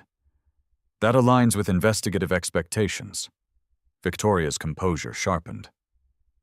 You were expecting irregularities, Whitaker answered calmly. We anticipated indicators of structural asset cycling. Harrington frowned slightly. You are suggesting our internal inventory systems are being exploited. Delgado's voice remained measured. We are suggesting that certain transactions within your supply chain may connect to a broader pattern under federal review. Victoria exhaled slowly. Then the accusation earlier today, Whitaker spoke directly, was premature. Harrington nodded once. Yes. Victoria's expression shifted slightly. Then the woman detained earlier, Delgado confirmed. Ms. Naomi Carter is operating under federal protection status. The words landed heavily. Victoria's composure faltered almost imperceptibly, and she was accused publicly of theft. Whitaker nodded once. Yes. Harrington's posture stiffened. If internal credential misuse has occurred, then someone inside our organization has attempted to manipulate inventory movement. Delgado nodded. That is consistent with observed transaction patterns. Victoria spoke carefully. You believe this necklace is connected to a criminal network, Whitaker answered. Yes, Harrington asked quietly, and the bracelet discovered in the waste container, Whitaker met his gaze. Likely a secondary diversion. Victoria shook her head slightly. This is extraordinary. Delgado's voice remained calm. The network under investigation has operated quietly for several years. Harrington folded his hands. You believe individuals within my organization are involved? Whitaker answered carefully. We believe unauthorized credential use indicates internal access. Victoria spoke more quietly now, and whoever initiated the transfer likely believed suspicion would fall elsewhere. Delgado nodded once. Yes. Harrington looked toward the inventory display again. If someone has compromised executive credentials, we must immediately identify how. Whitaker stepped closer to the monitor. We will require full system access logs for the previous 90 days. Harrington nodded. You will have them. Victoria spoke slowly. And Ms. Carter Delgado answered. She is no longer under suspicion. Harrington exhaled carefully. Then the accusation made earlier. Whitaker spoke directly. Demonstrates the importance of evidence over assumption. Victoria did not respond. Her reflection in the office glass revealed a rare moment of uncertainty. Delgado closed the secure authorization folder. Our next step involves identifying which node within this structure initiated unauthorized transfer. Harrington nodded once. You will have our full cooperation, Whitaker added quietly. Time matters, Victoria asked carefully. How much time? Whitaker's answer came calmly. Less than those involved likely believe, because somewhere within the network, someone had already begun attempting to move the remaining assets, and now every movement would leave a trace. By early evening, the tension inside Harrington and Company no longer hid beneath polite smiles or carefully controlled customer interactions. Word had begun to spread internally that federal authorities were now directly involved, and although the store remained open, every employee could feel the shift. Discreet conversations replaced casual greetings. Glances lingered longer. Routine procedures suddenly required verification. Daniel Harrington III stood beside Special Agent Renee Whitaker in the store's restricted access security office, a room few clients even knew existed. The walls were lined with monitors displaying multiple camera angles from every section of the showroom. Private consultation suites, vault corridors, and back-of-house operations. Special Agent Marcus Delgado remained near the entrance, speaking quietly into a secure phone channel while reviewing time-stamped authentication records. The investigation was now moving beyond theory. Now it required confirmation. Whitaker zoomed into footage from earlier that afternoon, isolating the time frame between 1:30 p.m. and 2:30 p.m., the critical window surrounding the vault transfer authorization. "Play camera Vi-12, Whitaker instructed calmly. A technician adjusted the playback feed. The screen displayed a corridor leading to the secure vault chamber, accessible only through biometric authorization panels and encrypted clearance cards. At 1:41 p.m., the corridor remained empty. At 1:42 p.m., a figure appeared. Male, average height, dressed in standard inventory management attire. Face partially visible beneath controlled lighting. Harrington leaned closer. "That is Ethan Cole," he said quietly. "Senior inventory supervisor." Whitaker nodded once. "Continue playback." At 1:43 p.m., Cole placed his hand on the biometric scanner. The system light turned green. Vault access granted. Granting access using executive override credentials required 2 simultaneous confirmations: authorized identity, secondary override verification. Whitaker slowed the footage. Pause. The technician froze the frame. Cole's posture appeared controlled. Confident, not hesitant, not cautious. Someone familiar with procedure. Whitaker turned slightly toward Harrington. "How long has Mr. Cole held supervisory access?" 7 years, Harrington replied. "His record is without incident." Whitaker nodded slowly. "Continue." The footage resumed. Cole entered the vault chamber at 1:44 p.m. The vault door closed behind him. 32 seconds later, internal inventory movement logs recorded transfer authorization for item WF4582, the Whitefire necklace. The timestamp aligned precisely. At 1:46 p.m., Cole exited the vault. But something unexpected occurred. He paused, looked briefly down the corridor, then adjusted something near the inner lining of his jacket.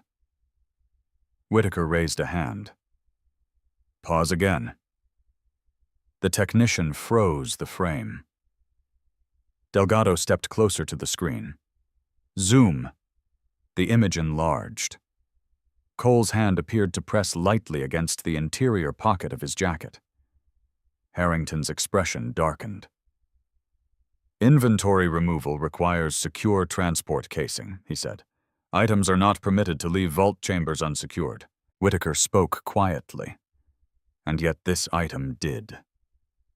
The footage resumed. Cole walked calmly down the corridor, badge, visible posture composed.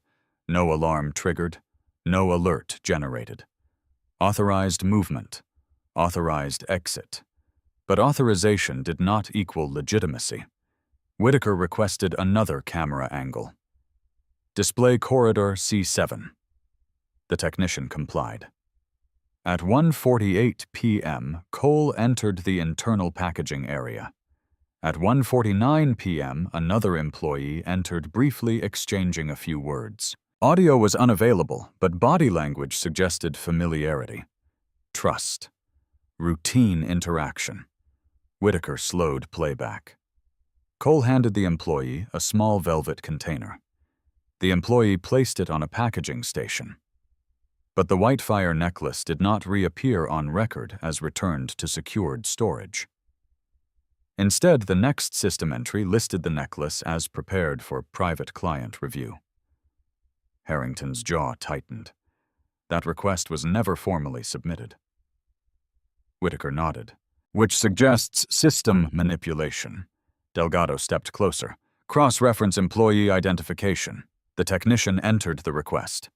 The employee interacting with Cole appeared on record as Melissa Grant, showroom associate. Harrington exhaled slowly. "She has worked here 3 years." Whitaker continued reviewing footage.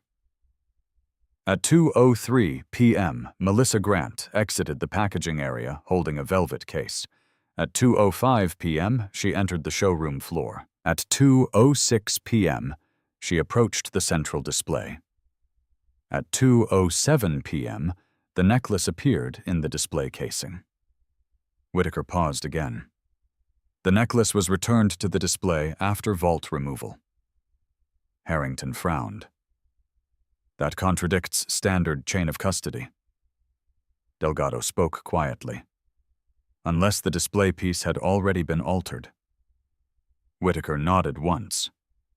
Or replaced. Grant leaned slightly forward.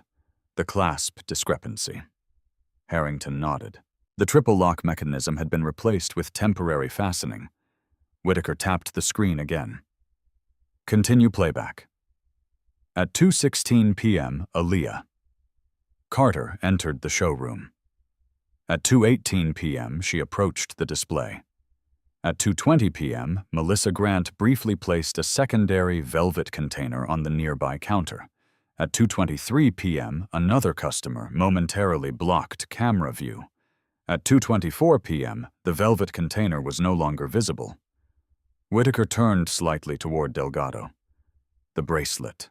Delgado nodded once, likely pre-positioned for diversion. Harrington spoke quietly. You are suggesting the evidence was planted before Ms. Carter entered the store. Whitaker answered calmly. Yes. Grant crossed his arms. Meaning the accusation was anticipated. Delgado added. And exploited. Harrington looked at the monitor again. Why would Cole risk direct vault manipulation? Whitaker answered carefully. Because someone believed scrutiny was approaching, Grant asked quietly. And Ms. Carter's visit accelerated the timeline. Yes. Delgado studied the footage once more. Cole's authorization required executive override clearance. Harrington spoke firmly. My credentials were not used by me. Whitaker nodded. Credential duplication remains possible through internal compromise. Grant spoke carefully, meaning Cole did not act alone. No, Delgado agreed. Networks of this scale rarely operate individually. Whitaker pulled up another file. Financial audit records show irregular deposits into an account associated with Ethan Cole, totaling approximately $1.2 million across 18 months. Harrington's expression hardened. That is not consistent with his compensation. No, Whitaker agreed. Grant exhaled slowly. Then motive exists. Delgado nodded. And coordination likely extends beyond a single employee. Whitaker closed the file. The next phase involves identifying additional participants within the chain. Harrington looked toward the monitors again. My organization will cooperate fully. Delgado nodded once. Your cooperation will be noted, Grant asked quietly. What happens to Cole? Whitaker answered calmly. We observe. Harrington frowned slightly. You do not intend immediate arrest, Delgado replied. Premature action alerts connected parties. Grant nodded slowly, allowing the network to reveal itself. Yes. Whitaker gathered the digital evidence files. For now, Cole believes suspicion remains focused elsewhere. Harrington looked toward the showroom floor through the security camera feed. Customers continued browsing. Staff continued working. The appearance of normalcy remained intact. But beneath that surface, every movement was now being recorded with purpose. Because Ethan Cole had just made a decision that connected him directly to a network that could no longer remain hidden. And very soon, he would begin to realize the system he believed he controlled was already closing around him. At 6:12 p.m., the atmosphere inside Harrington and Company appeared calm to anyone passing by on Oak Street. The golden reflections of the setting sun stretched across the display windows, illuminating rows of diamonds arranged with mathematical precision. From the outside, nothing suggested that one of the most carefully protected reputations in Chicago's luxury retail district was now under quiet federal scrutiny. Inside, however, everything had changed. Every transaction was being monitored. Every internal communication flagged. Every movement tracked through overlapping layers of observation. Special Agent Renee Whitaker stood beside the store's internal surveillance director in the restricted security room, carefully reviewing real-time activity logs.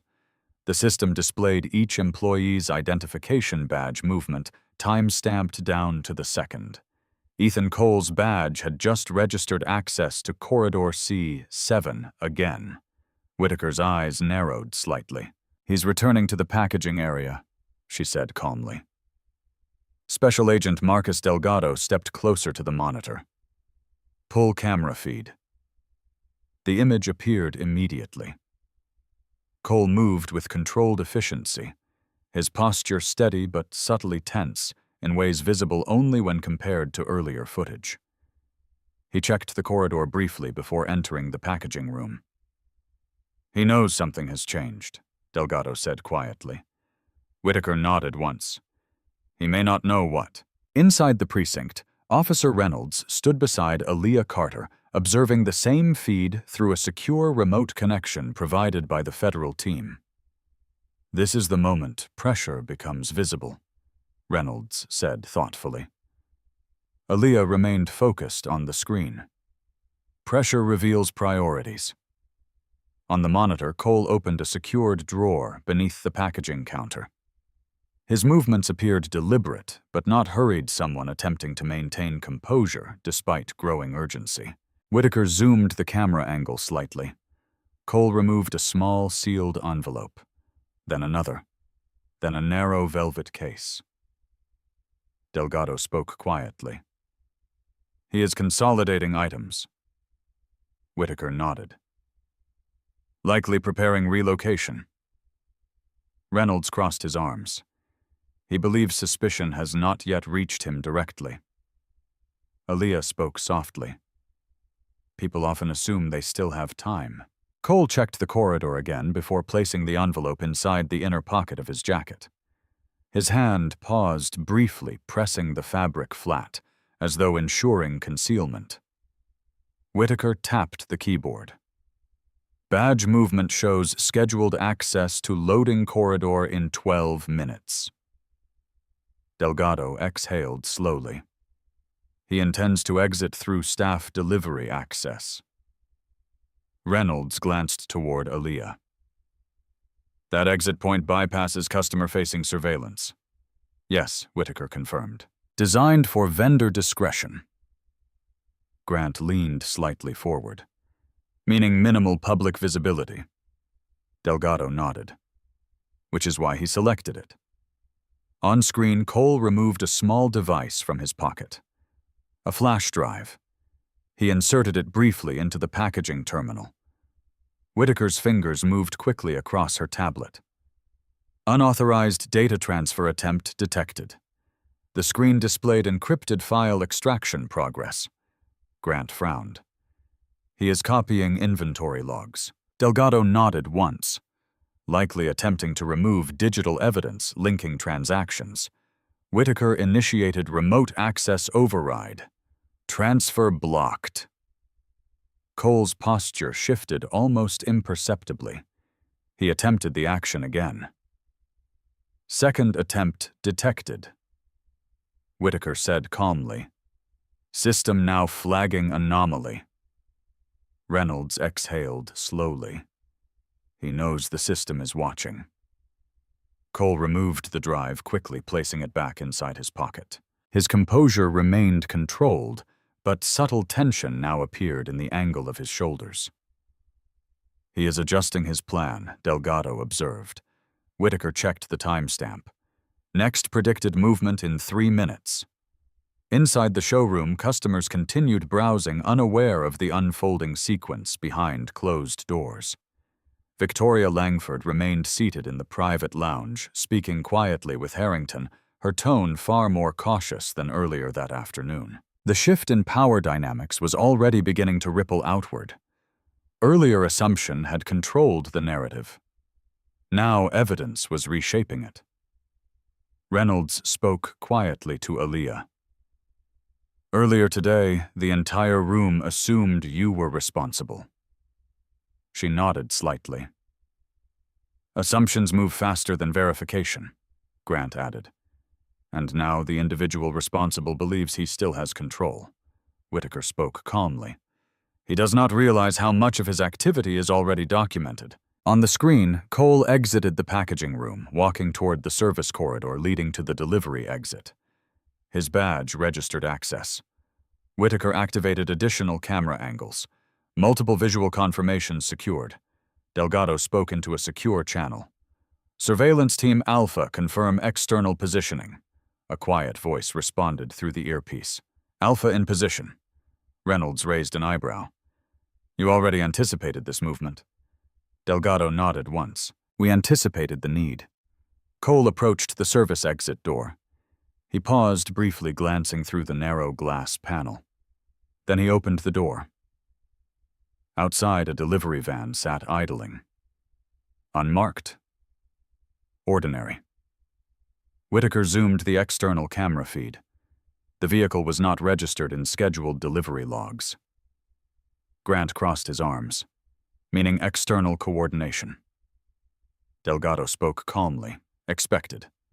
Cole stepped outside. The door closed behind him. Whitaker's voice remained steady. External surveillance confirms visual contact. Reynolds watched carefully. What happens now? Delgado's answer came quietly. Now the structure reveals itself, because Cole was not simply attempting escape.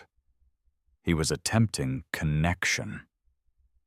Network participants rarely operated independently. Movement required coordination. Coordination required communication. Communication created traceable pathways. Whitaker observed the external camera feed. Cole approached the driver's side window of the van. A brief exchange occurred. A small package passed from Cole's hand to the unseen driver. Grant leaned forward slightly. That is not the necklace. No, Whitaker replied. But it may be more valuable. Reynolds frowned. How Aaliyah answered softly. Digital records often expose more than physical assets. Delgado nodded. And once those records connect individuals within the chain, Grant finished the thought. The entire network becomes visible. Whitaker tapped the screen once more. Facial recognition capture complete. The system began cross-referencing identity data. Cole stepped back from the vehicle. The van door closed. The engine started. Grant exhaled slowly. He believes the transfer was successful. Whitaker's expression remained calm, but he does not know the transfer has already been documented. Reynolds folded his arms. And now the individual receiving that package becomes part of the investigation. Yes, Delgado confirmed. Power had shifted. Not through confrontation. Through patience. Through evidence. Through the quiet unraveling of a system built on secrecy. Earlier that afternoon, Naomi Carter had stood surrounded by suspicion. Now those responsible for creating that suspicion were unknowingly revealing their own involvement step by step. Whitaker closed the live feed display. The next phase begins. Reynolds nodded slowly. And the narrative changes. Because the truth was no longer hidden. It was unfolding in real time. And those who had relied on silence were about to discover that silence no longer protected them. By 7:08 p.m., the operation had moved beyond quiet observation into coordinated action. The delivery van that had received the small package from Ethan Cole was now traveling westbound along Interstate 290, blending into the early evening traffic. To an ordinary observer, the vehicle appeared indistinguishable from dozens of other service vans making routine deliveries across the city. But inside, a federal monitoring vehicle, positioned 3 lanes behind every movement, was being tracked in real time. Special Agent Marcus Delgado watched the live GPS feed, displayed on the dashboard-mounted tablet. The signal transmitted from the micro-tracking patch embedded inside the flash drive casing was stable accurate to within less than 1 meter. Target vehicle maintaining consistent speed, reported Agent Priya Natarajan from the surveillance unit. Distance steady. No erratic movement. Special Agent Renee Whitaker monitored parallel financial system alerts from her laptop, searching for digital activity triggered by the attempted data transfer earlier in the packaging room. Still no external login attempt, she said calmly, which suggests the recipient has not yet accessed the files. Officer Reynolds sat in the rear seat of the surveillance vehicle, absorbing the precision of the operation unfolding around him. "You embedded a tracker inside the drive before it left the store?" he asked. Whitaker nodded once. The moment unauthorized transfer was detected, a mirrored storage device was substituted through remote system interruption. Grant let out a quiet breath. So the files he believed he copied are encrypted placeholders. Whitaker finished. Reynolds nodded slowly. "And the real records remain secure?" "Yes." Delgado adjusted the tablet angle slightly. "Target vehicle exiting onto Damon Avenue." Natarajan's voice followed. "External visual confirmation maintained." Aaliyah Carter sat silently beside Whitaker, her eyes focused on the map interface, showing the movement pattern of the van. The route appeared deliberate, avoiding major distribution hubs, bypassing commercial delivery zones, moving instead toward older industrial sectors where surveillance presence was historically minimal. "He is not delivering inventory," Aaliyah said quietly. Whitaker glanced toward her. "You believe this is a relay point?" "Yes." Grant leaned slightly forward. "Meaning the driver is not the final recipient?" Delgado nodded once. Network compartmentalization. Vehicles often served as temporary transfer points, ensuring no single individual maintained complete chain of custody awareness. Layers created protection, but layers also created traceable connections. The van slowed as it approached a cluster of older warehouse buildings near the south branch of the Chicago River. Several properties in the area had changed ownership multiple times within the past 5 years, an irregular pattern often associated with shell holding companies. Vehicle reducing speed. Natarajan confirmed. Whitaker checked corporate ownership records. Warehouse 1147 Damon Avenue registered under Meridian Trade Group, LLC. Aaliyah spoke softly. That entity appeared in transaction sequences tied to Verona Holdings. Grant frowned slightly. The same name linked to the bracelet inventory. "Yes," Whitaker confirmed. The van turned into a narrow loading area partially shielded from the street by aging brick walls. Delgado spoke calmly into his radio. "Alpha Team, hold visual perimeter." "Understood," came the reply.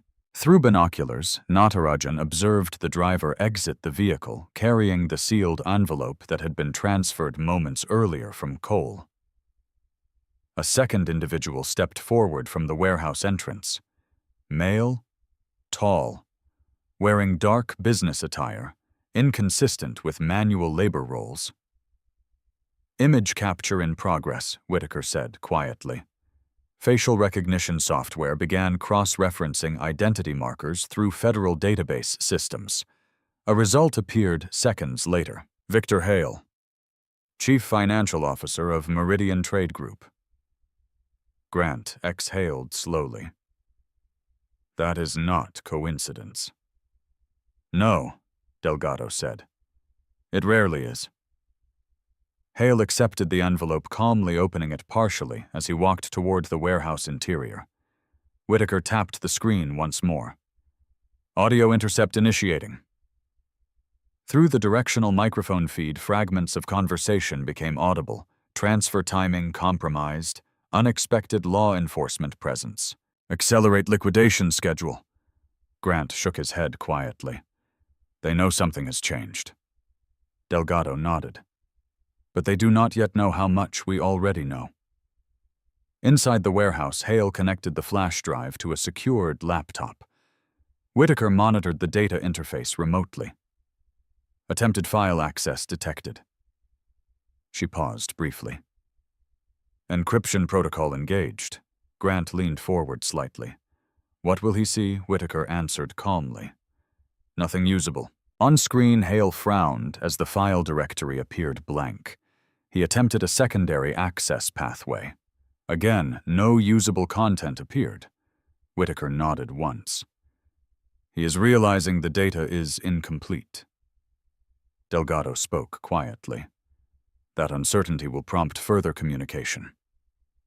Grant crossed his arms. And communication creates traceable connections.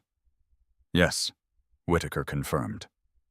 Within minutes, Hale removed his phone, initiating a call. Call metadata began logging instantly. Destination number, geographic relay path, encryption level. Aaliyah studied the connection pathway carefully. Routing through offshore telecommunications relay. Whitaker nodded. Belize proxy node. Grant raised an eyebrow. International link. Delgado's expression remained neutral. Expanding jurisdiction. Reynolds exhaled slowly. This network is larger than initially assumed, Whitaker answered calmly. Significantly larger. Inside the warehouse, Hale's tone became more urgent. Timeline accelerated. Risk exposure increased. Initiate contingency protocol. Grant frowned. Contingency protocol sounds serious. Aaliyah nodded slightly. It suggests asset relocation beyond domestic jurisdiction. Whitaker monitored financial alert triggers, flagged transaction preparation detected through Cayman-based holding account. Grant exhaled quietly. They are attempting to move funds immediately. Delgado spoke into the radio again. Prepare coordinated warrant activation. The response came instantly. Warrant authorization pending final confirmation. Whitaker glanced toward Aaliyah. This is the moment, because once funds moved beyond reachable jurisdiction, recovery became significantly more complex. But timing had shifted. Pressure had forced action sooner than the network had prepared for. Reynolds spoke quietly. Earlier today, suspicion was directed at the wrong person. Aaliyah's voice remained calm. Suspicion often reveals intention. Grant nodded slowly, and intention reveals structure.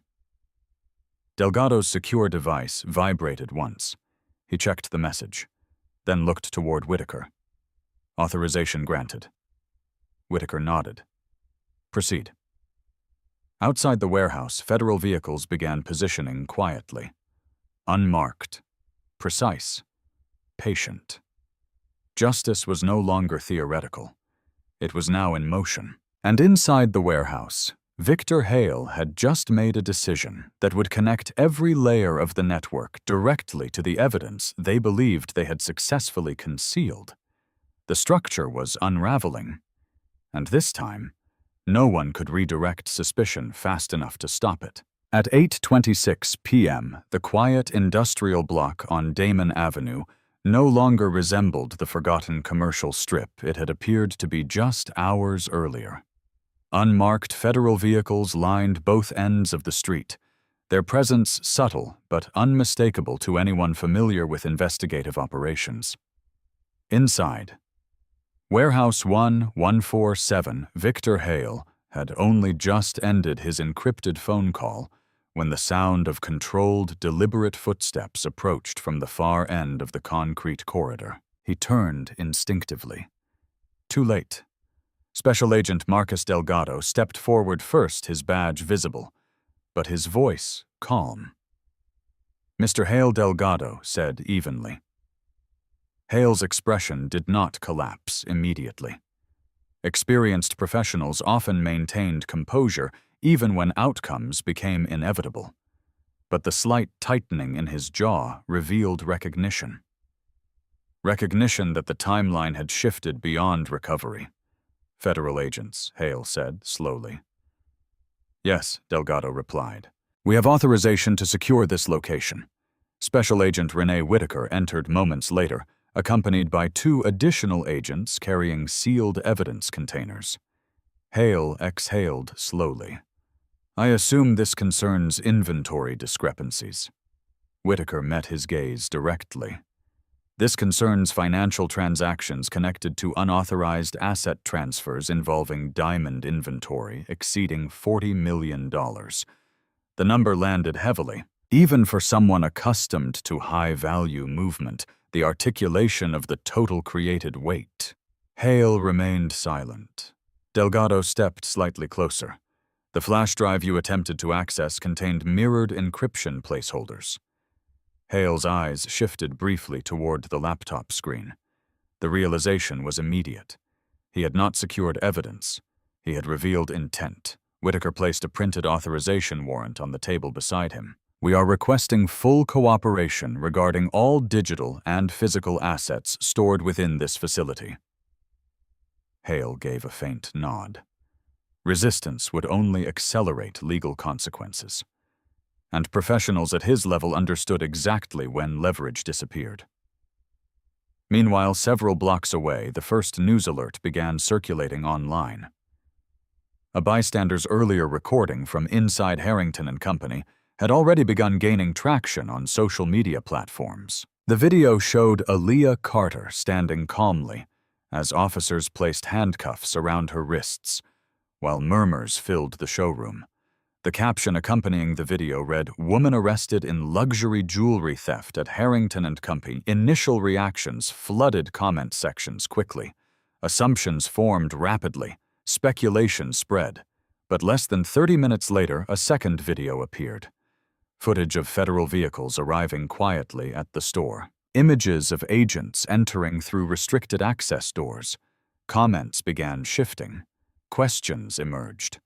Then a third update appeared through local news channels, federal authorities investigating financial irregularities connected to luxury diamond inventory.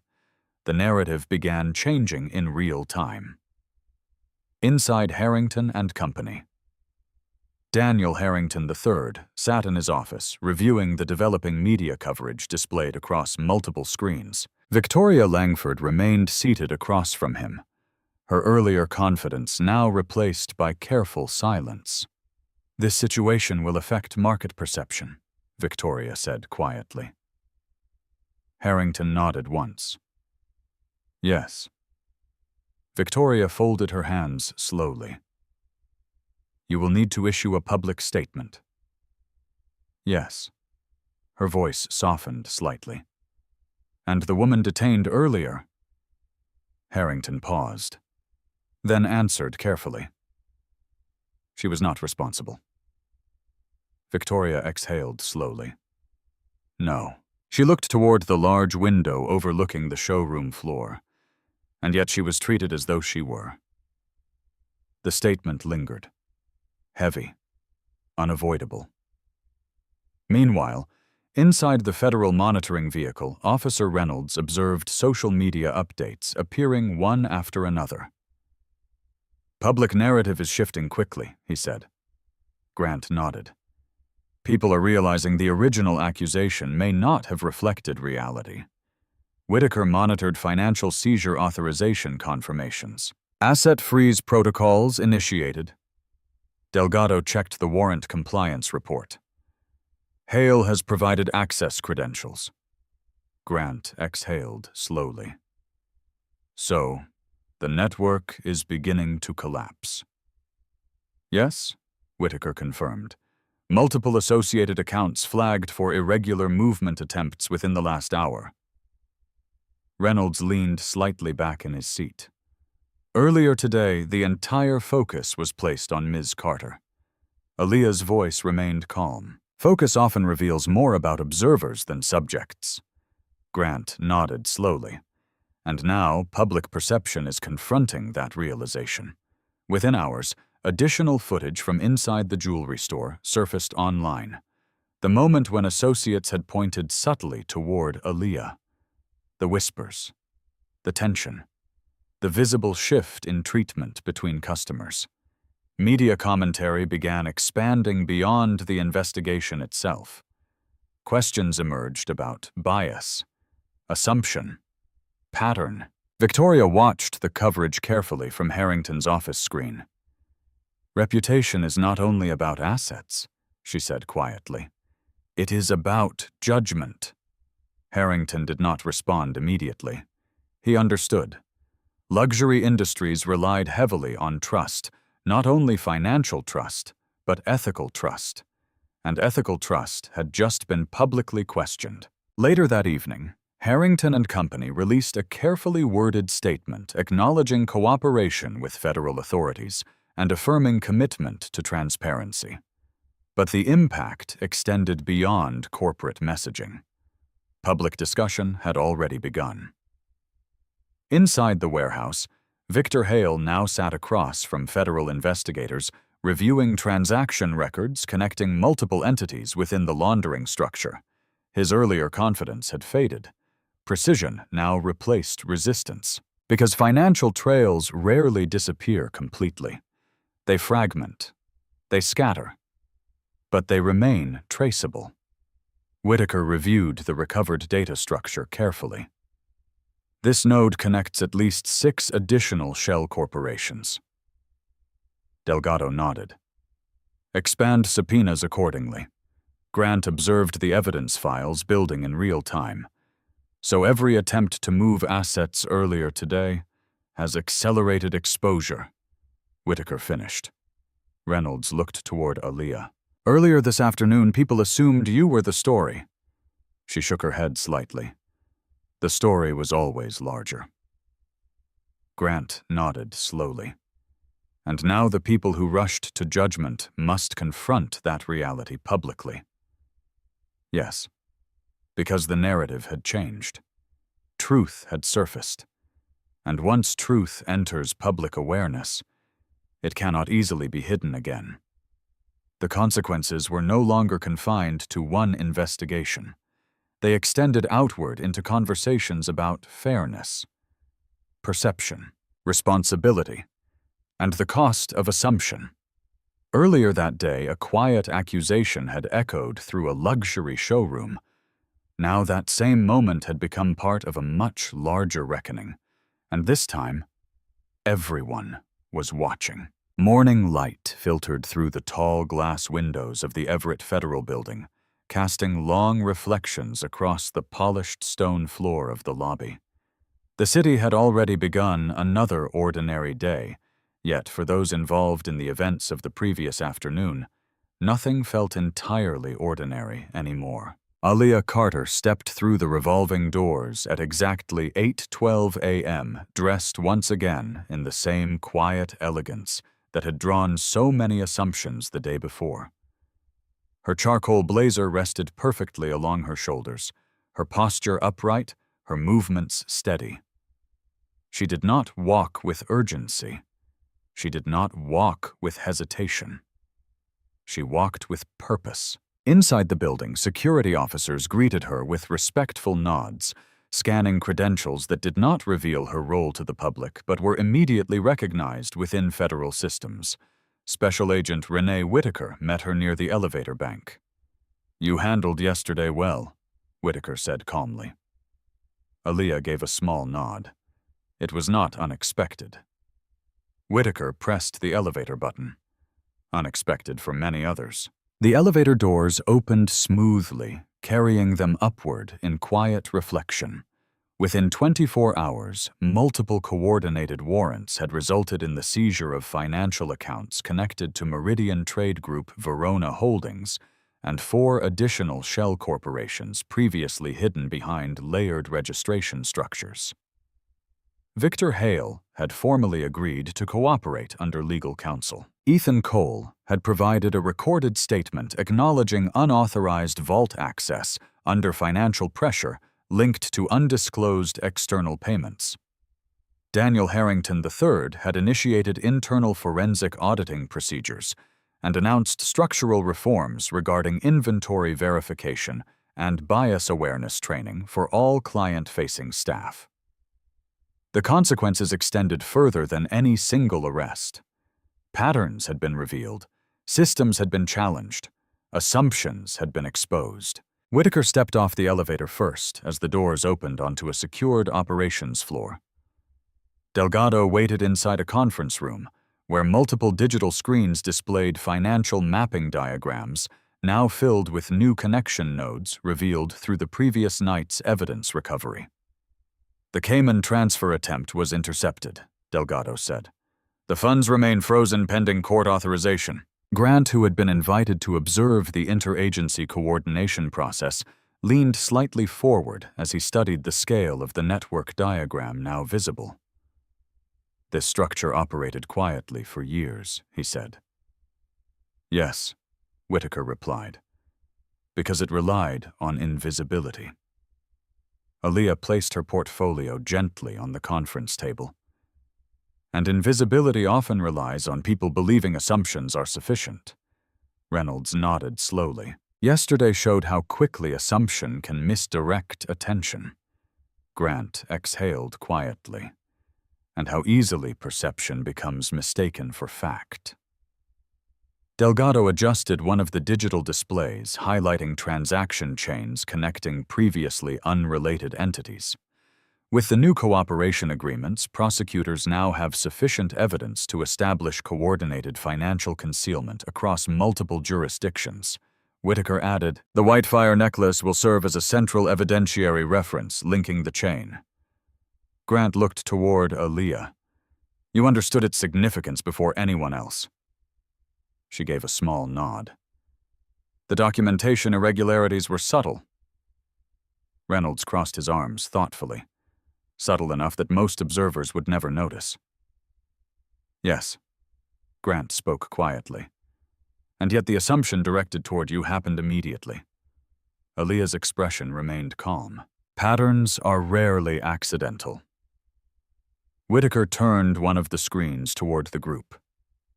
Media response analysis indicates significant public engagement regarding the events at Harrington and Company. Grant nodded slowly.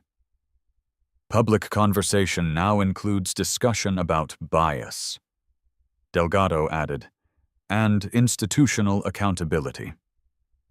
Aaliyah did not appear surprised. Public dialogue often followed visible injustice. Sometimes the conversation arrived quickly. Sometimes it took years. But when evidence aligned clearly enough, people began asking questions. Whitaker reviewed an incoming notification. Harrington and Company has issued a second public statement acknowledging procedural failure in how the situation involving Ms. Carter was handled. Grant nodded slightly. That is an important step. Reynolds added, "It does not erase what happened." "No," Aaliyah agreed, "but recognition allows change." Delgado leaned slightly against the conference table. "Your work has helped expose a network responsible for laundering millions in assets across multiple industries." Grant smiled faintly. "And that work continues?" "Yes," Aaliyah replied. "Always.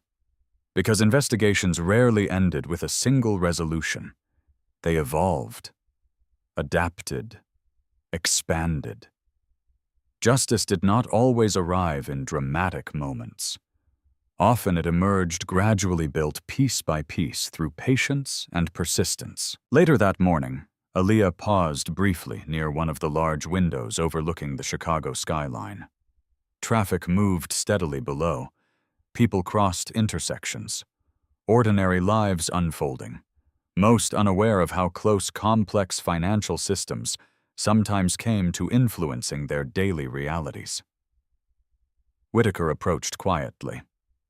"You could have chosen a less complicated profession," she said.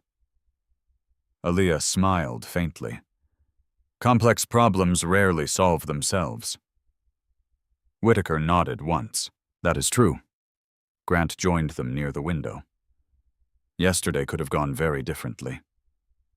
"Yes," Aaliyah said. But it did not. Reynolds spoke thoughtfully. And now the truth is visible. Aaliyah looked out across the city. Visibility carried risk, but it also carried possibility.